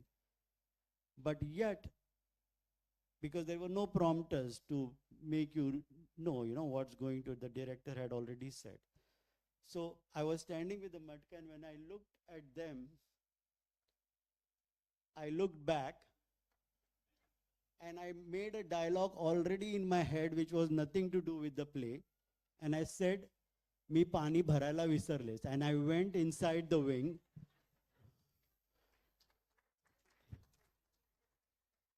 And the director made me sit over there and said, "What is the first sentence of the drama? I forgot completely. My parents are there." I'm sorry. Breathe in, breathe out. Breathe in, breathe out. Breathe in, breathe out. He made me do 20 times. I said, "What are you doing? Tell me the first sentence." No, breathe in, breathe out. This is my first experience with meditation. And as it went further, after breathing in, breathing out, things got cleared. I couldn't imagine what a sense of oneness pervaded with the audience as well as myself. As what am I scared about? I might get 2 slaps from my parents, maximum. This was my imagination. So I came back, curtain closed again, curtain open, first dialogue delivery, and the drama went on, finished. And I remember my father and mother coming and hugging me at that time, at the end of the play. He says, "What are you doing?" I thought they would say the next sentence, "We had sent you for education." He said, "Do what you feel like." And so I have extreme deep gratitude towards my parents for believing in me for who they are, and especially my mother who is sitting here. I think she needs a round of applause.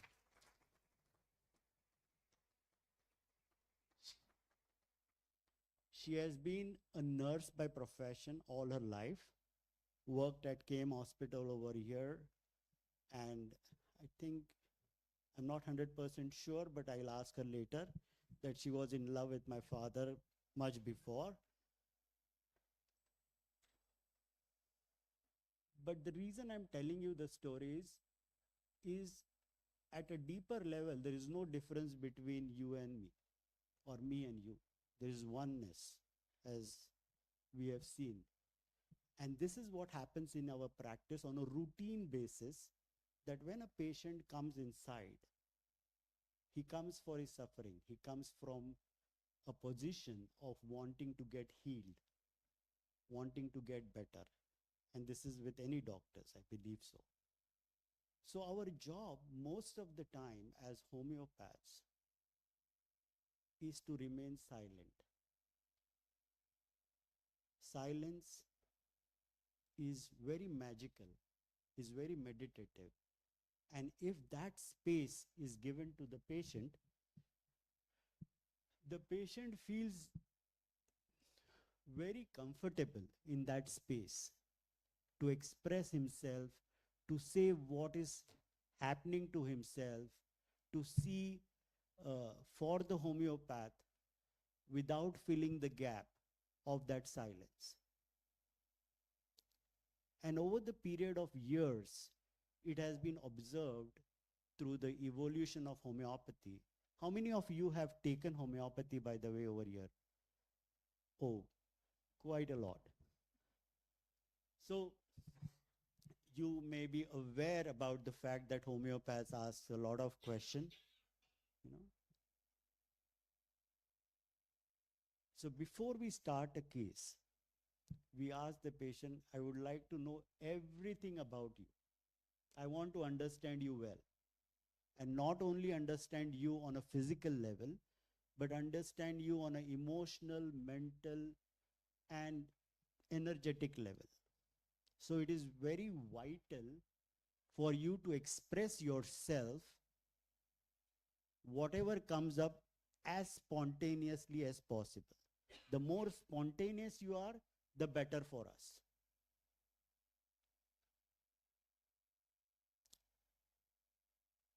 And we will ask you a lot of questions.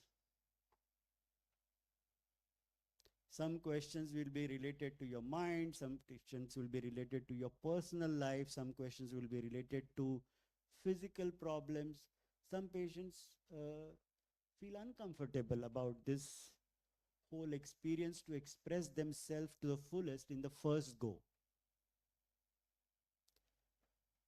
But it is our duty as physicians to make them at ease as far as possible. And this is only possible when a space is created for us between the physician and the patient and the physician. It is a very synergetic experience between the patient and the physician, or I would say meditative experience to its fullest. Once the patient starts speaking about his problems, there are certain levels of experiences that the patient is narrating it to you. For example, I've got a cold. So this is known as the name level. Then, or I've got diabetes, or I've got hypertension. And when the name gets a little qualified further, it comes to the fact level. Fact is, you know, my cold gets intense in rainy weather. So it is a little qualified further. And I will certainly illustrate with few examples and see the confluence that how we use meditation in practice as well as homeopathy where it is needed to be used. So it's almost like from medication to meditation. The approach for us has been now over the years from both sides, and it is quite a synergetic approach. So once the fact gets qualified further, the patient is asked, now how does that feel to you? The moment the person is asked, how is that felt to you? The person goes at a feeling level within himself, which is related to emotions, which is related to either I'm feeling happy about it or sad about it, or it feels irritated, or I feel upset about it, or etc., etc. But it doesn't stop there. where does it go?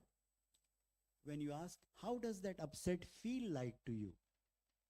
Then the patient takes you or dives with you at a deeper level, says, that feels completely atrocious, like as if I'm in a tornado. Now imagine he has come to just describe his cold and coryza, but his visualization about his cold and coryza is like a tornado.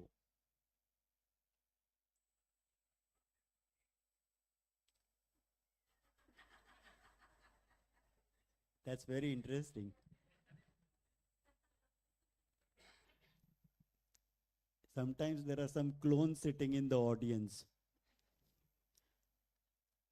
So when the patient talks about in a tornado, till then the hand movements were not there. The patient was just talking and articulating very verbally. But moment he starts describing a particular image, he starts using hand gestures. And for us, as homeopaths, it is important every bit from the time the door opens till the patient sits until he walks out becomes very, very important. Every eye movement, every facial gesture, every expression that he makes, the context of the gestures, etc., are very, very important. Because as Chandra sir said, or as sir said, that we are basically ball of energies. We are ball of energy sitting over here. Ball or cube or triangle or whatever you can say. But we have energy circle, energy aura, or whatever you can say. So when the patient talks about being in a tornado, he says, okay, he must be feeling because of his cold that intense, that he imagines a tornado. But that doesn't end there, because when we go and explore at different avenues in the case, we see that he perceives a problem with his mother-in-law.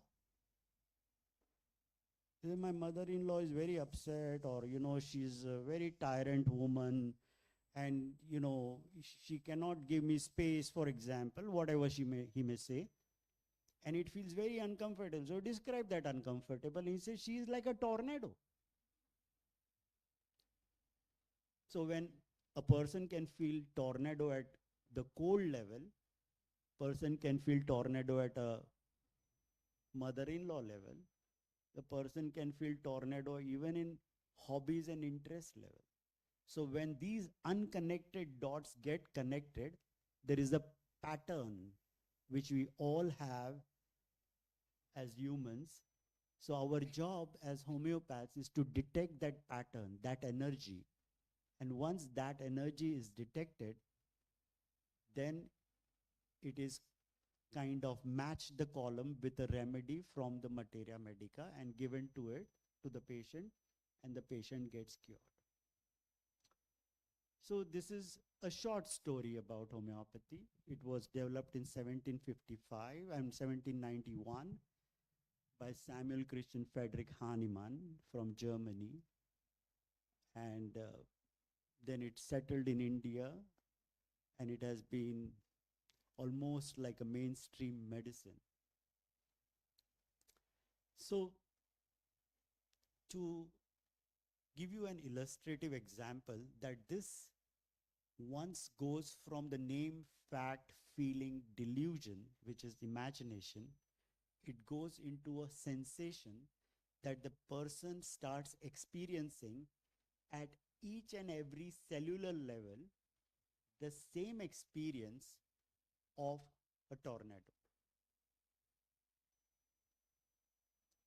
So I'll give you another case example which will clarify it further. But do you have any questions?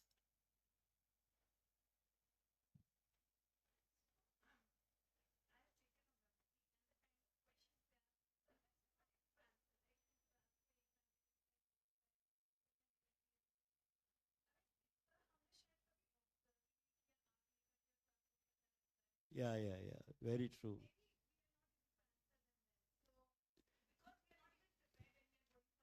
It's good that you're not prepared, but because if you would have prepared, it would have been, uh, a little bit more script given in advance. But here, homeopaths do ask very strange questions. Okay? Exactly. Yeah. So what do you do with the homeopath then?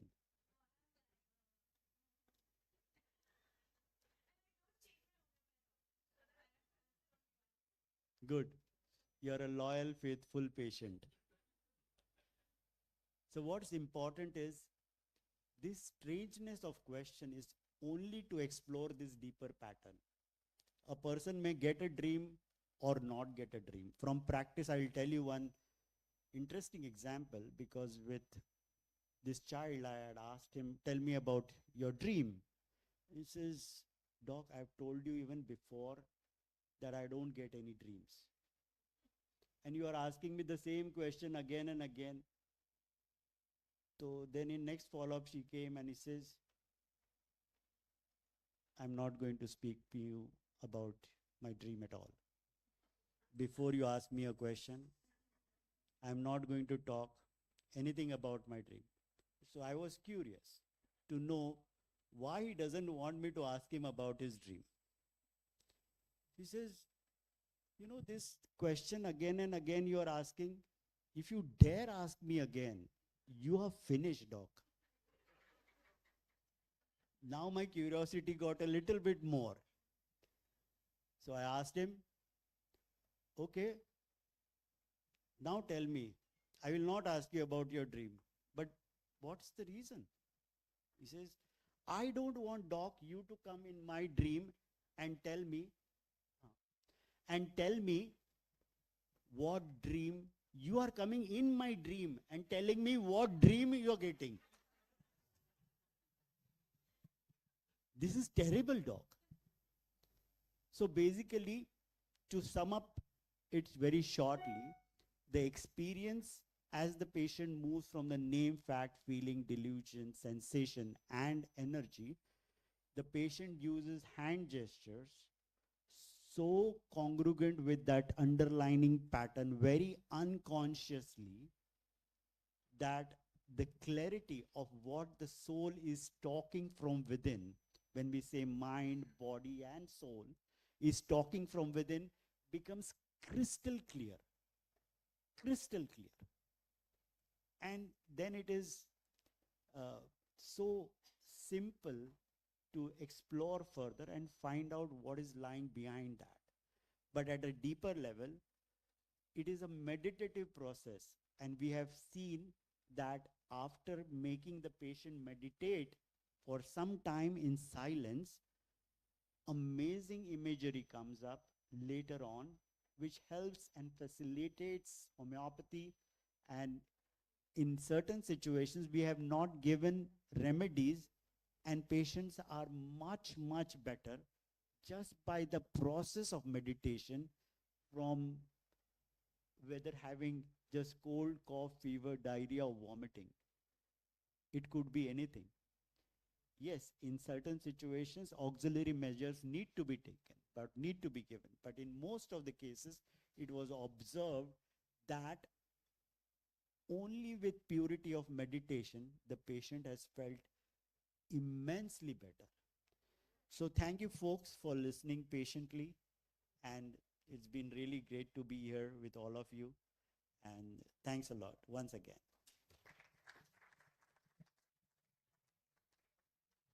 Yeah.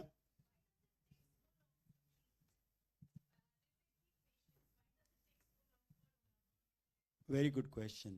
So it depends, with what problem you have come to the homeopath with. So,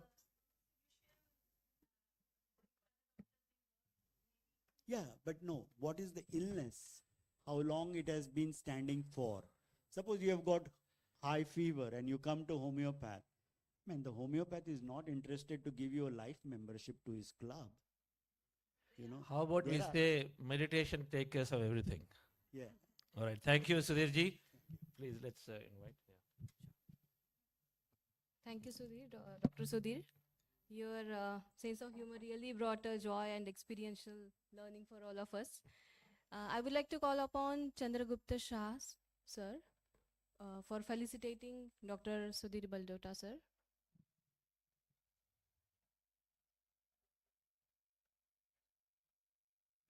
So what I understand now is that you introduce meditation to your patients. Yes. Before they even walk inside the consulting room, they do meditation for some time in the waiting room. They come inside and the follow-ups are much better than what they used to. That's great. Thank you. Sudhirji is going to organize potentially the next regional conference in Bombay of meditation leaders. What do you say? So that's a dream, and I hope it comes true. It will. I'm very hopeful about it, that with contribution of, energetic, we should feel responsible, that at least we could bring at least 5 to 10 people who you have feel benefited yourself, to bring other peoples on board, so that we can as together generate that energy and vibrations of feeling calm and collected.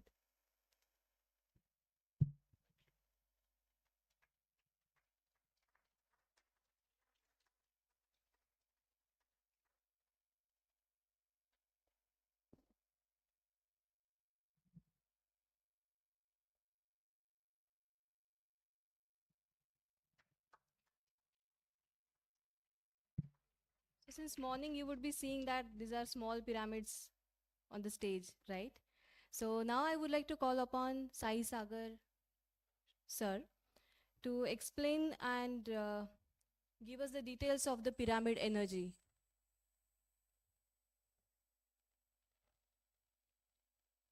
Welcome once again, Sai Grupa Sagar, sir.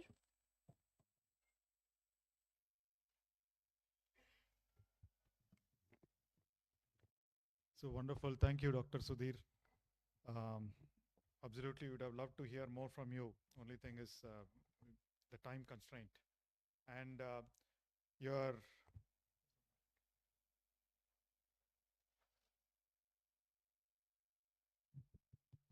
and we've been hearing from this morning about energy, right? How everything is energy. And then Chandra sir spoke about how we are all energy beings, right? And then how through meditation we're able to regulate energy. And Dr. Sudhir spoke about using energy. There are a lot of energy-based treatments, energy-based healing methods, healing protocols, and then Suryaji talked about one. And I'm going to talk about one accelerator, one catalyst, something that accelerates the flow of energy, something that amplifies the flow of energy, which is pyramids. And some of you may have heard about pyramids used for different purposes. We'll quickly talk about Brahmarshi Patriji found the power of pyramids in 1984. He started experimenting with pyramids. He read about pyramids. I mean, he's a voracious reader. He reads about a lot of topics. And as he was reading, he happened to read the book on Secret Power of Pyramids by Bill Schultz and Ed Pettit. And then he started doing the experiments. He kept some vegetables, fruit, some blades and all that, and he was documented that way. And based on that, he said he also discovered different different uses of a pyramid, and then finally the pyramid for meditation. If you look at, all of us are aware of these pyramids, right? Egyptian pyramids, Mayan pyramids, each of them are built to different purposes and different geometries, right? And the one pyramid that we are pretty interested in is a specific type of pyramid, which is very similar to the Egyptian Giza pyramid, right? So it is built in a specific dimension. If you look at it, it is built at a specific dimension of 51 degrees, 51 minutes. The pyramid that you see here, the pyramids that you see here are built at 51 degrees, 51 minutes. And in that specific dimension, it has the power to regulate or allow regulate the flow of cosmic energy freely. It amplifies the flow of cosmic energy. And if you look at, according to sacred geometry, if you look at all the churches, temples, mosques, most of them are in some kind of a conical form, right? So some are long conical forms. Each of them have the same principles. They kind of regulate energy. They provide, they emanate frequencies at a divine or a sacred level, just like any sacred spaces, right? So this, similarly, this pyramid built at this particular angle regulates energy the maximum. And as I said, 51 degrees, 51 minutes.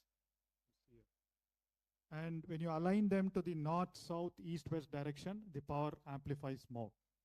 So that is the secret behind it. So any pyramid aligned at that degrees and then aligned at north, west, south, east direction, when you sit under it, sit inside it, then you will feel the flow of energies. And that is how all our mega pyramids are built. All pyramids built for meditation are built that way. The one in Bangalore, the one in Hyderabad, and then there are a lot of other pyramids built elsewhere in different parts of Karnataka, Andhra, in Karnool, and hopefully very soon we'll get one in Pune. There's one in Mulund, Bombay, right? And then the one in Dehradun, and several other places. That's how the pyramids built for meditation. All right. So, and how do we know? There are, in fact, even in Pyramid Valley, we've done a lot of experiments. People have come and measured with those meters. This is a very simple experiment. You must have seen the small keychains with like 9 pyramids in that, right? Or there are small, this bed pillow pyramids we talk about, so with a lot of pyramids. So there is one gentleman who took Kirlian photograph of this one particular keychain, and he found that particular signature. This signature of, if you look at it, see the energy lights here. So he found the energy around that very small set of pyramids, energy flow happening. He was able to kind of capture that in a Kirlian photograph. So very simple experiment, but then we at Pyramid Valley, we've had people come and measure the energies in the King's Chamber and in the main pyramid as well. And another thing about the meditation pyramids is at 1/3 the height of the pyramid from the base is what we call as King's Chamber, which has the maximum flow of energy. And that is where, if you look at all the meditation pyramids, we have people walk up there and do meditation. As soon as they sit, they'll start feeling vibrations, sensations, like Doctor said, right? And then these are some of the books, The Secret Power of Pyramid that I talked about, and several other books by different authors. And the pyramids, if you look at it, okay, so I think I need to be here. So normal, I mean, there are several experiments. You can try it out. In fact, most of us who've been associated with the pyramid movement have tried all these experiments. Normal water kept inside a pyramid becomes energized water. We put a small pyramid on top of it and drink the next day. And then we have a pyramid on top of the pot, right, your water source. And vegetables and fruits kept inside a pyramid remains fresh. Milk kept in a pyramid. These are all experiments people have done, and we keep following. So that is, the first benefit is about preservation. Right, I'm going to talk about 3 benefits. First is preservation, which we probably all know. And then there are several experiments that I've done. At Pyramid Valley, we had a meditation lab. We call it as Med Lab. So there a lot of experiments were conducted both inside and outside in the farm as well. So if you look at it, some experiments, the tomatoes were kept fresh, and then even some of the spoiled tomatoes produced better crop yields. There are several projects running across where people have used pyramids in plantations. Those pyramids are those pipe pyramids. Just the pipe pyramids they kept in a field, and then they measured the yield. They come up with things saying that the yield improved of their crops, right?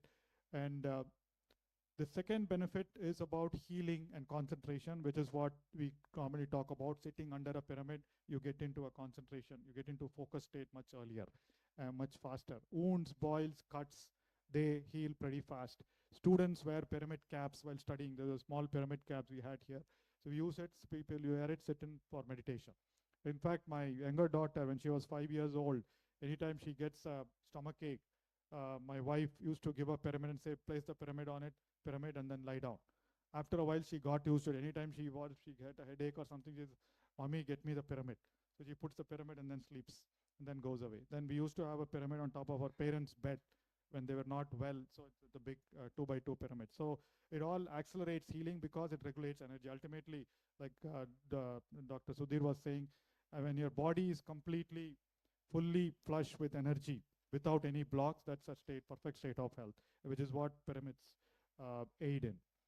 And And there are several experiments in different books. If you look at it, 5,000 people fed with salt and pepper charged in the pyramid, right, their behavior changed. And there are several observations also listed in the books and the documentation. And lastly, benefits. This is the benefit that we are seeing with pyramids as we use for meditation. It creates profound experiences in meditation. It allows your thoughts to die down much faster, gets into a deeper state of meditation. You can always compare sitting inside a pyramid versus outside. You'll be able to compare that. Meditation done inside a pyramid, Patriji says, meditation done inside a pyramid is 3 times more powerful, or 3 times, you will get to a 3 times faster progress in meditation when you start practicing when under a pyramid, right? And that is the whole principle of how all our meditation centers have a certain set of pyramid concepts. So there are thousands of people who have constructed rooftop pyramids, right? A terrace, and then they build a pyramid, and then they go sit inside and meditate. Or if you're all staying in apartments, that's what we used to do. And just in the rooms, having 2x2 pyramids, 4x4 pyramids. There are pyramid, you can just hang it on the wall and sit, put a chair under it and start meditating, right? And then there are pyramid chairs available. And there's a lot of uses besides the kitchen and dining uses, right? And pyramids enhance meditation, high energy pyramids, I talked about it. So basically, it regulates the flow of energy, experience extreme calmness to extreme euphoria. And several observations from the secret power of pyramid, the book. So awareness of, people have, reported very profound experiences, unusual energy field. They see some avatar, they see some bright lights, they see some angels, colors, right? All that, personally, I've heard people talk about it when they come and meditate in the King's Chamber at Pyramid Valley, Bangalore. All right, and then what the masters will say about pyramid, I think the last slide. So Patriji says, Patriji has been a very fond advocate. If you look at PSSM, we have 4 key teachings. Number 1 is about breath meditation. Number 2 is about spiritual wisdom, spiritual science. And then number 3 is vegetarianism. And the last but not the least is about pyramid energy, using pyramid energy to the maximum. So pyramid is like a magnifying lens. Pyramid is an instrument to focus the cosmic energy, right? And then astral body emerges. And once you start getting into the deep theta and delta states, mystical experiences, magical things happen, healing happens fast, and then you also get to know a lot about yourself. And similarly, Ramta, another great master, pyramids are great energy storehouses. Ancestors have built pyramids symbolizing man's inner fire and divinity.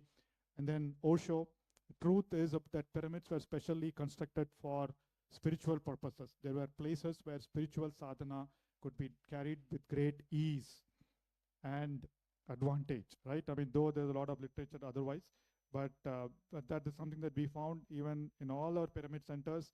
People come there, stay there for 40 days, do their sadhana, every day hours of meditation inside the pyramid. And a lot of people have built pyramids, their homes as well. So I know Chandra sir and Vani madam's house, although they have a pyramid outside where it is open to the community to come and meditate and go. And I'm sure a lot of other places where they've constructed pyramids in a different separate plot where people come and meditate, right? So with that, and then pyramids, another question, pyramids, how do we build? Is there any specific material to do it? So you can build it with any of these materials, RCC, puff sheets, fiber sheets, or just the 4 metal rods to also do the work. What is important is the angle and the orientation. The more closer to the angle and orientation you get, it is powerful. Yeah, I see Sridhar sir also built a pyramid outside near his, outside in the garden of his house, right? So if you any more information that you need, there is a site called pyramidseverywhere.org, pyramidseverywhere.org, which will give you the pictures and a list of all the pyramids, most of the pyramids that have been built the world over, right? And in fact, there are tons of pyramid centers in India. You may not be able to see all the places. And then across the world, there are several pyramid centers. Pyramid centers in the sense they definitely use some kind of pyramid for meditation. And in fact, right now, there are big projects coming up in the US where there are a couple of sites identified to build a pyramid. And very soon, I'm sure our Pune will be seeing a mega pyramid as well. Sir, Joshi sir, can you want to come up here? So you can speak about the upcoming event. So that's about pyramid energy. So we talk about energy and how pyramids help is amplifying the energy, regulating the energy much faster in each one of us, and helps aids in our meditation. While parallel, it also does a lot of healing. All right. So with that, Joshi sir wanted to mention some things. Friends, I want to invite you all in Pune on 24th July at Eroda Annabhau Sate Auditorium to celebrate Brahmarshi Pitama Patri Sir's second Nirvan anniversary. That is a program, full day program from 9 a.m. to 6 p.m. You all are welcome with your friends and families. It's an open program, full day program. So please do come and enjoy power of meditation and presence of Patri sir. Thank you, thank you, thank you. Thank you very much, sir. So yeah, wishing all Pune Vasis Thank you. wonderful experience. And I know that the pyramid project coming up, so a lot of masters are working towards it, and very soon it will manifest. All the best.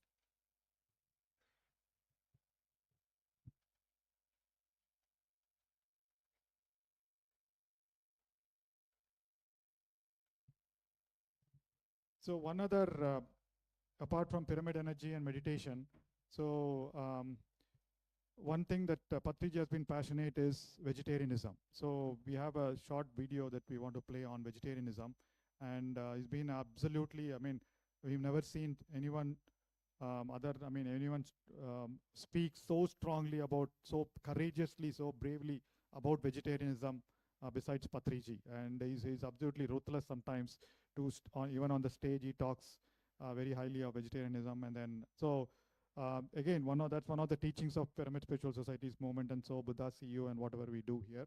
So we'll just see a brief video on vegetarianism. I don't need animal to get bad for my body. And that is not good not to eat animals, but how come? Because animals are our friends. So I was 7 because we got chickens, kind of the pets that Dad wanted to eat them and get their eggs and stuff. And I didn't mind the eggs thing because I didn't really see what was wrong with that. But I didn't want to eat them because I fell in love with them, and they have names and such, so I would want to eat them. And then I sort of made the connection that just because the others don't have names that I know doesn't mean they're any less special. We don't want to kill animals. We want them to live their own lives. To live. Of course. Us, like hurt them and just kill them. I want to play around in the spring and the summer. And I want to live all lovely in the wild. Because I don't want to kill animals, and I don't want other people to kill them for me. I never want to be around an animal again. Never. Okay. Okay, honey. Okay. All right.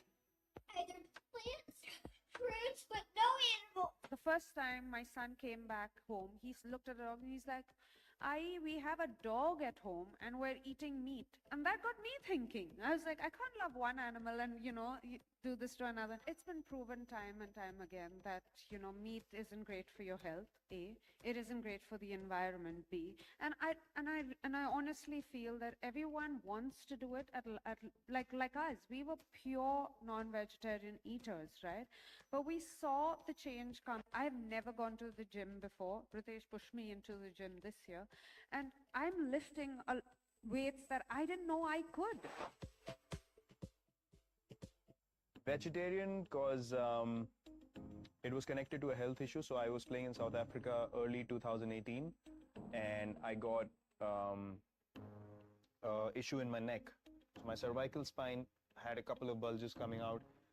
They're hitting a nerve which went down my arm, and I was getting really bad pain. I couldn't sleep for even 10-15 minutes at night in one position. I just have to wake up constantly. Did scans, figured out there's a bulge coming out and it's hitting the nerve, so I had to take medicines just to be able to sleep every night. So he told me that my stomach became so acidic that the calcium from my bones was being pulled out to make the stomach alkaline. So your stomach needs to be alkaline to function properly. If it's too acidic, it just messes up your whole system. And that was directly connected to the amount of meat I was consuming. So he said, you need to change your diet. You need to make your diet less meat-based. Virat and I keep talking about how we can lower our impact on the planet and make it a better place for the future generations. One of the aspects of our lives we've changed is adopting a plant-forward diet, which means not consuming any meat at all. And that's not only because we are animal lovers, but also because of the impact meat consumption has on the planet.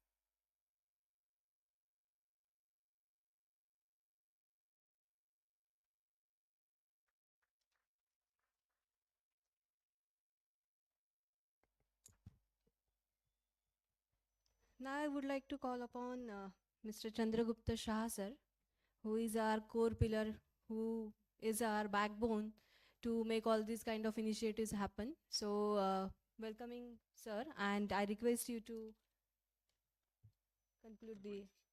close the ceremony. Thank you. Thank you. It gives me immense pleasure to highlight that today we had a great learning experience for all of us. First and foremost, our sincere gratitude goes to our earnest speakers who have shared their experiences and insights based on their own practices of meditation. Your wisdom has truly illuminated our paths towards inner peace. I thank all the speakers. We also acknowledge and thank all the dedicated volunteers who have worked tirelessly behind the scene.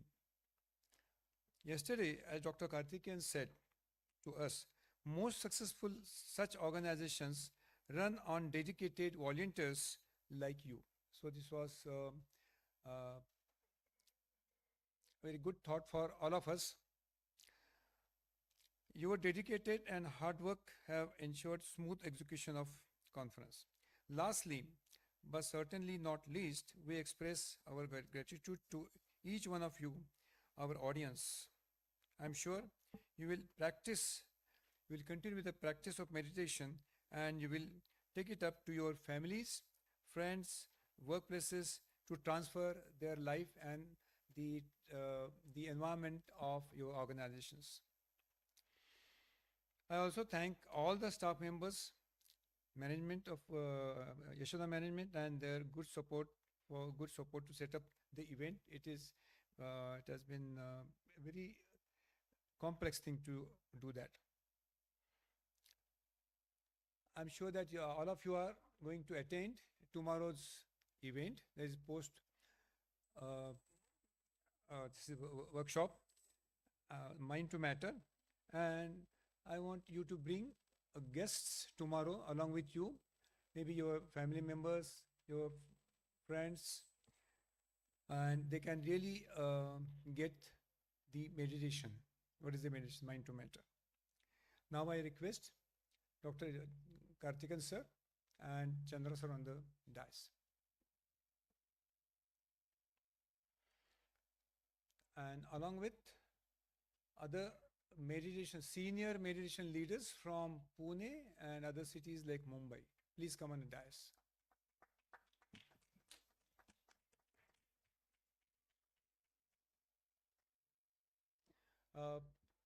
Also senior pyramid masters.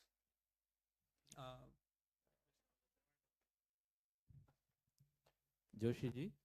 Joshi ji. And your team sir. Here. Madam sir, please come. Yes, sir. And master was made pyramids. At the same time, yes sir, please come. Same time, all the core Buddha Sea volunteers who are worked for this program, please come on stage.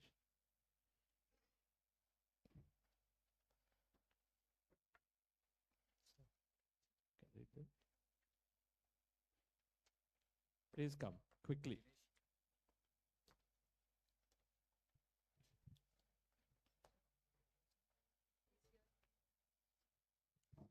Hello everybody, ladies and gentlemen.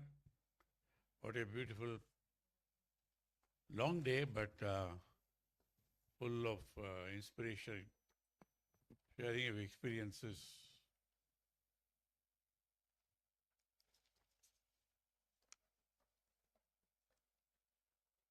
We all know very well something is wrong with the world. We all want to transform the world, but we have found the technology.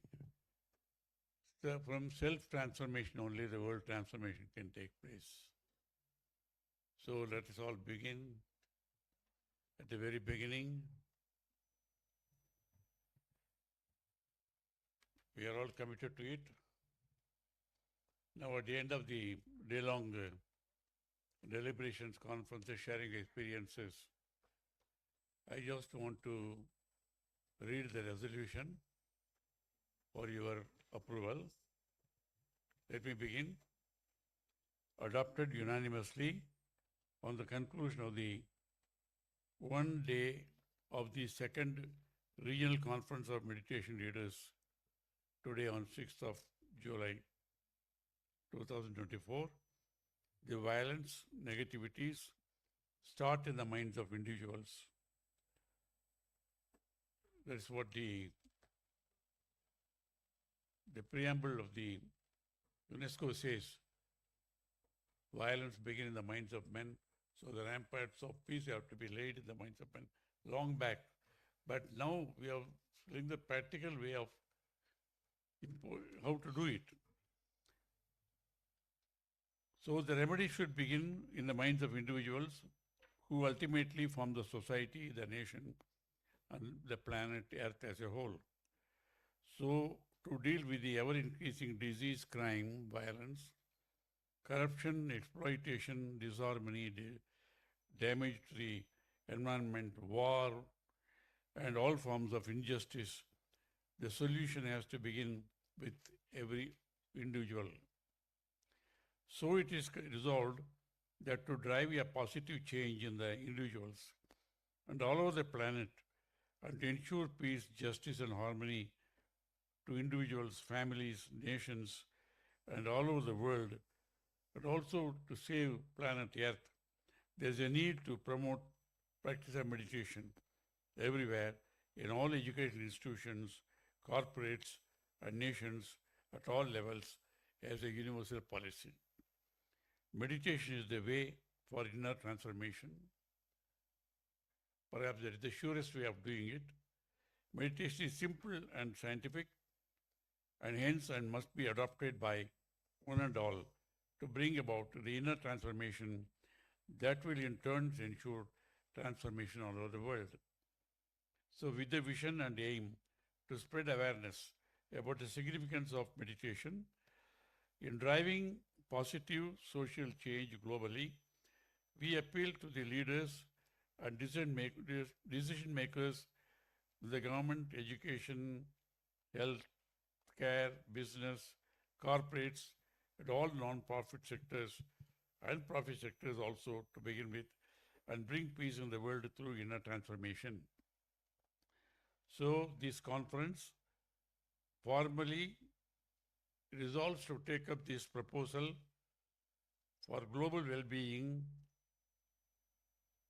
at the level of policymakers at the national and all over the global level. So I put this resolution to you for your approval by clap of hands. Please stand up and clap.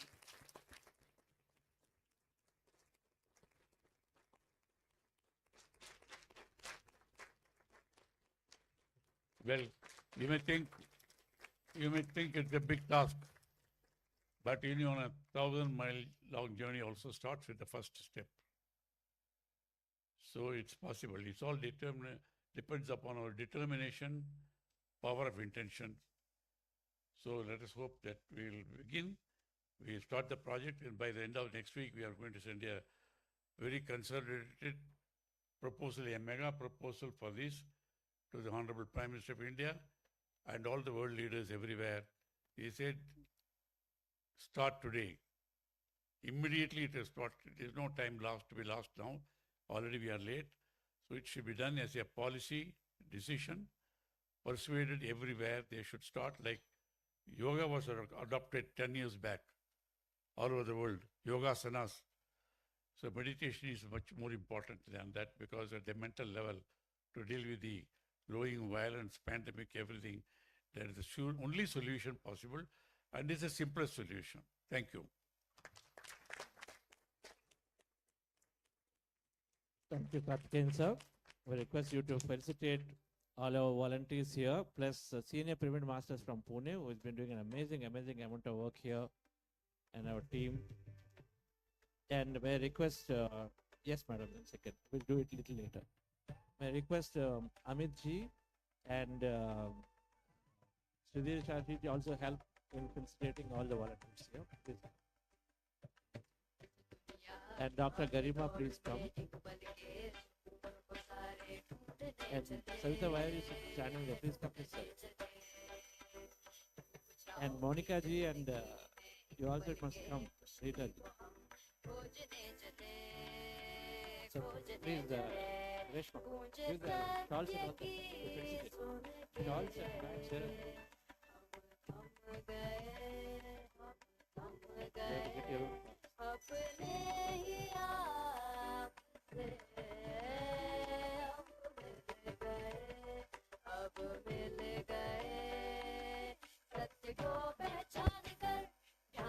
What a wonderful event it has been.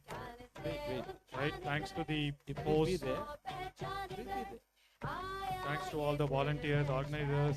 All the volunteers be Rishikesh there. sir, where are you? Rishikesh sir and team, the entire Pune team, Pune Buddha CEO team, the PSSM team. It's been an awesome effort. We know. Where is Garima ji and Amit ji also, please. Give it to everybody. Yes. Give it to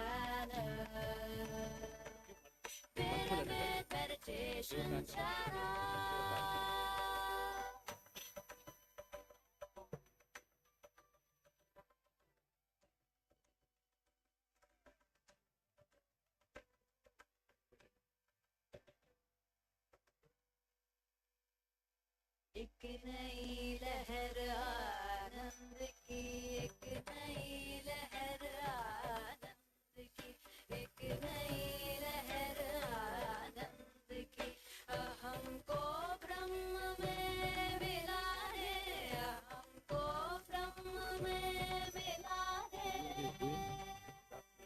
Amit is doing, please go to the other side. Please go to the other side. Yes. Yes.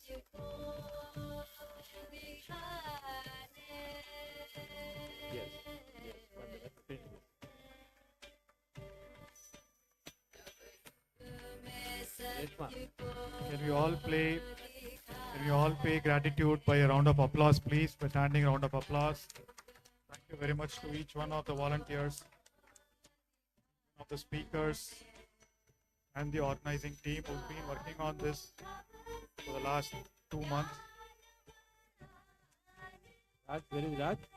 Either you also come and do felicitation. Raj, you do some felicitation.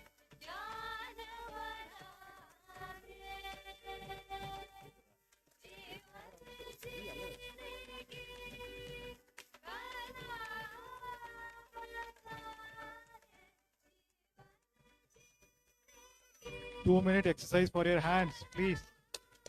2 minutes. '"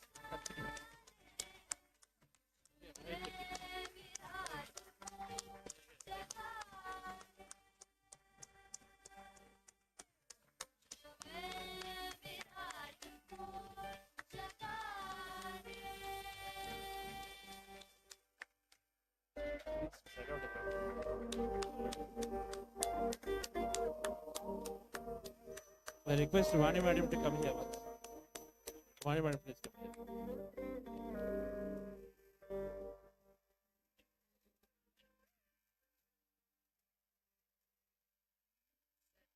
की आवाज सुना रे, जन जन को सशक्त बना दे, सत्य की आवाज सुना रे, जन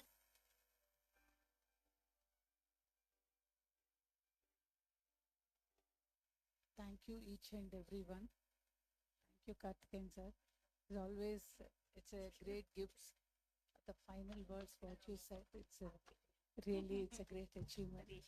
Patricia's mission is going, and I'm so happy. It's so happy. Thank you, and the whole Pune team, extremely excellent work you all did, and every global conference and the regional conference, every time everybody is taking so great responsibility. This is something which we have to do it, and I'm so happy. One event is over, the next event they're coming forward and taking that work, and this is the always when we are doing something and the purity and truthful, then nature always support us. That is what is happening constantly. Patrici's mission, vegetarianism, pyramid energy, spread the meditation. That is what until last breath he did. And we all are doing that work. I'm so happy. He is always with us to support this mission. And thank you, everyone. Thank you, madam. Yes, sir. Sir wants to announce about a pyramid.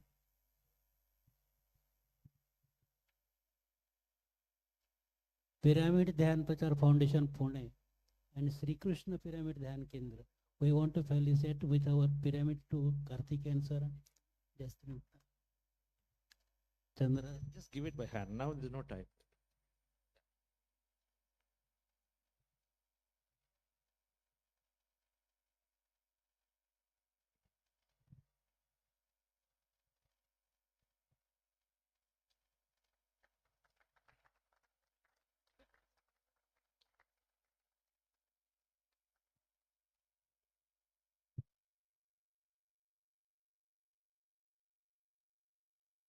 Okay.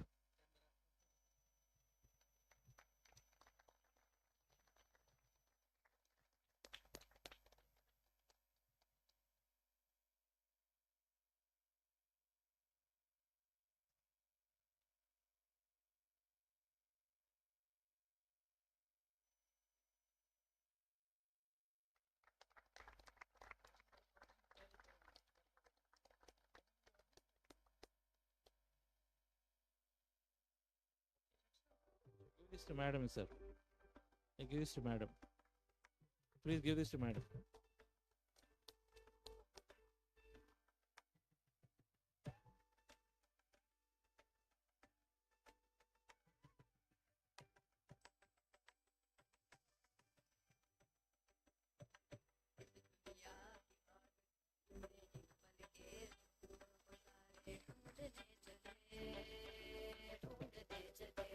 Madam, you got a picture? All the people, you got a picture?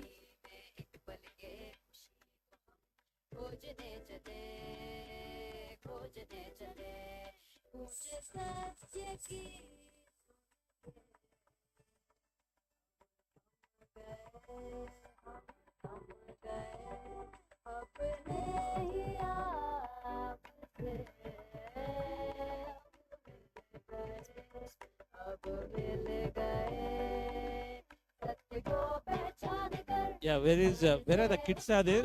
Sheetal's daughter who made all these nice small pyramids. 3-side pyramids she made. Sheetal's daughter is there? Okay, you're not there? She left, okay.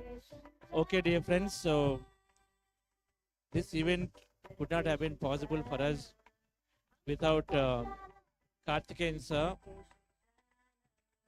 It's only possible because inspiration. And we truly, sir, very grateful to you for coming and taking your time, valuable time. You know how valuable your time is. Still, you gave this with us because you truly believe whether the event is small or big, it doesn't matter because the energy that carries, and then we are consciousness. So it's 5 or 5,000 doesn't matter. This event is watched worldwide. It has gone through live to many people, and these videos will be again and again and used. So it's not that, we just gone to this 50, 100 odd people, but it is worldwide. It's going to be there forever on YouTube. And then we're going to be extensively promoting some of the great messages we received today.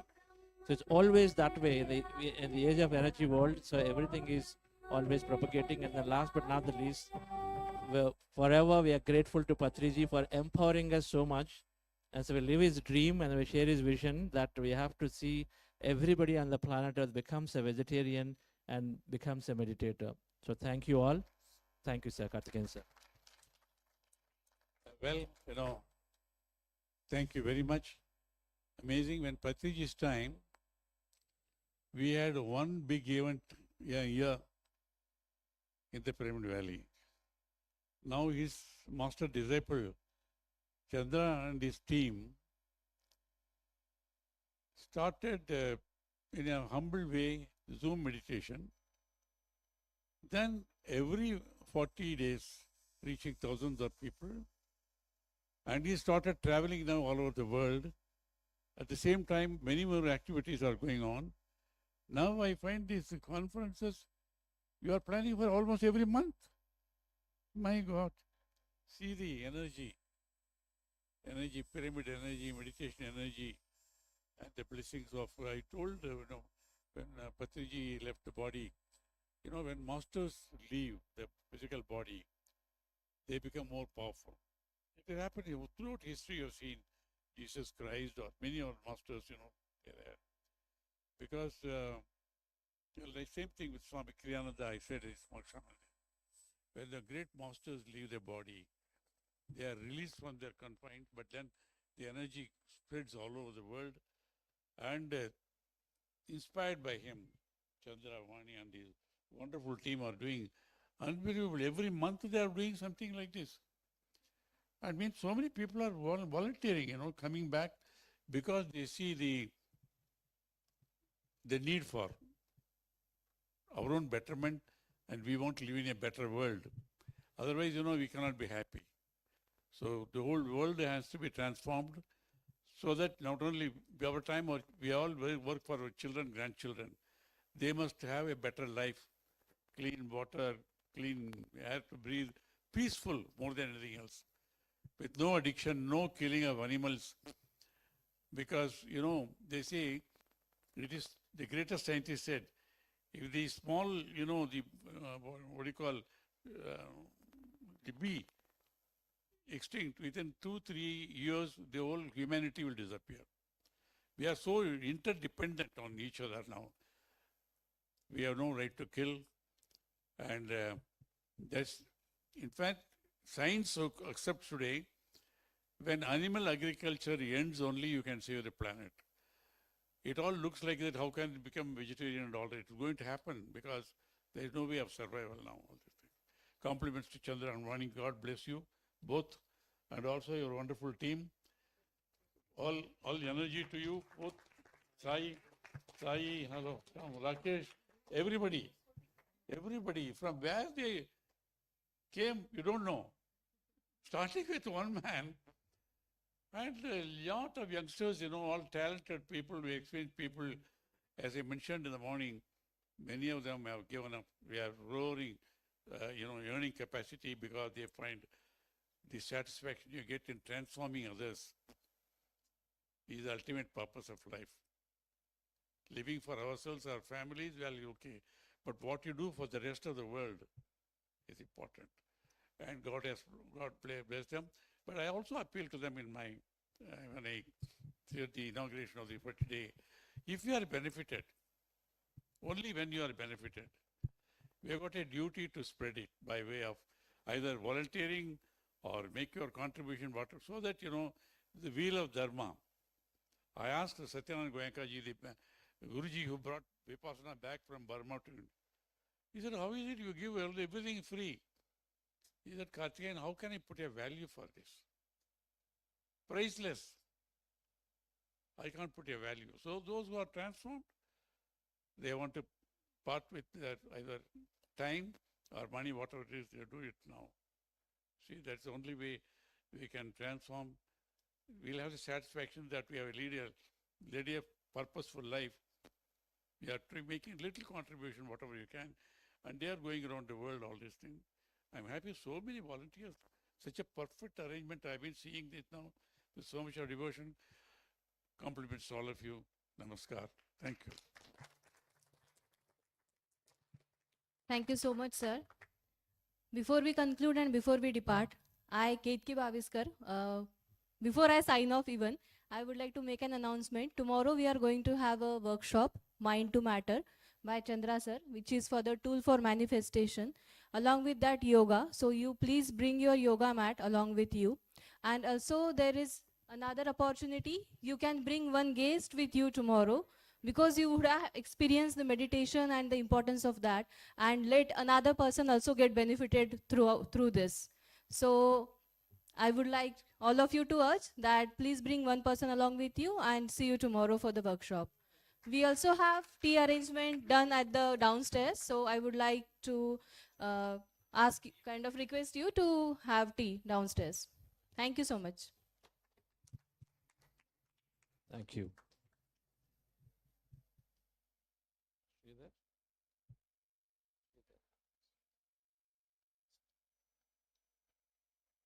You and him, Bangalore next.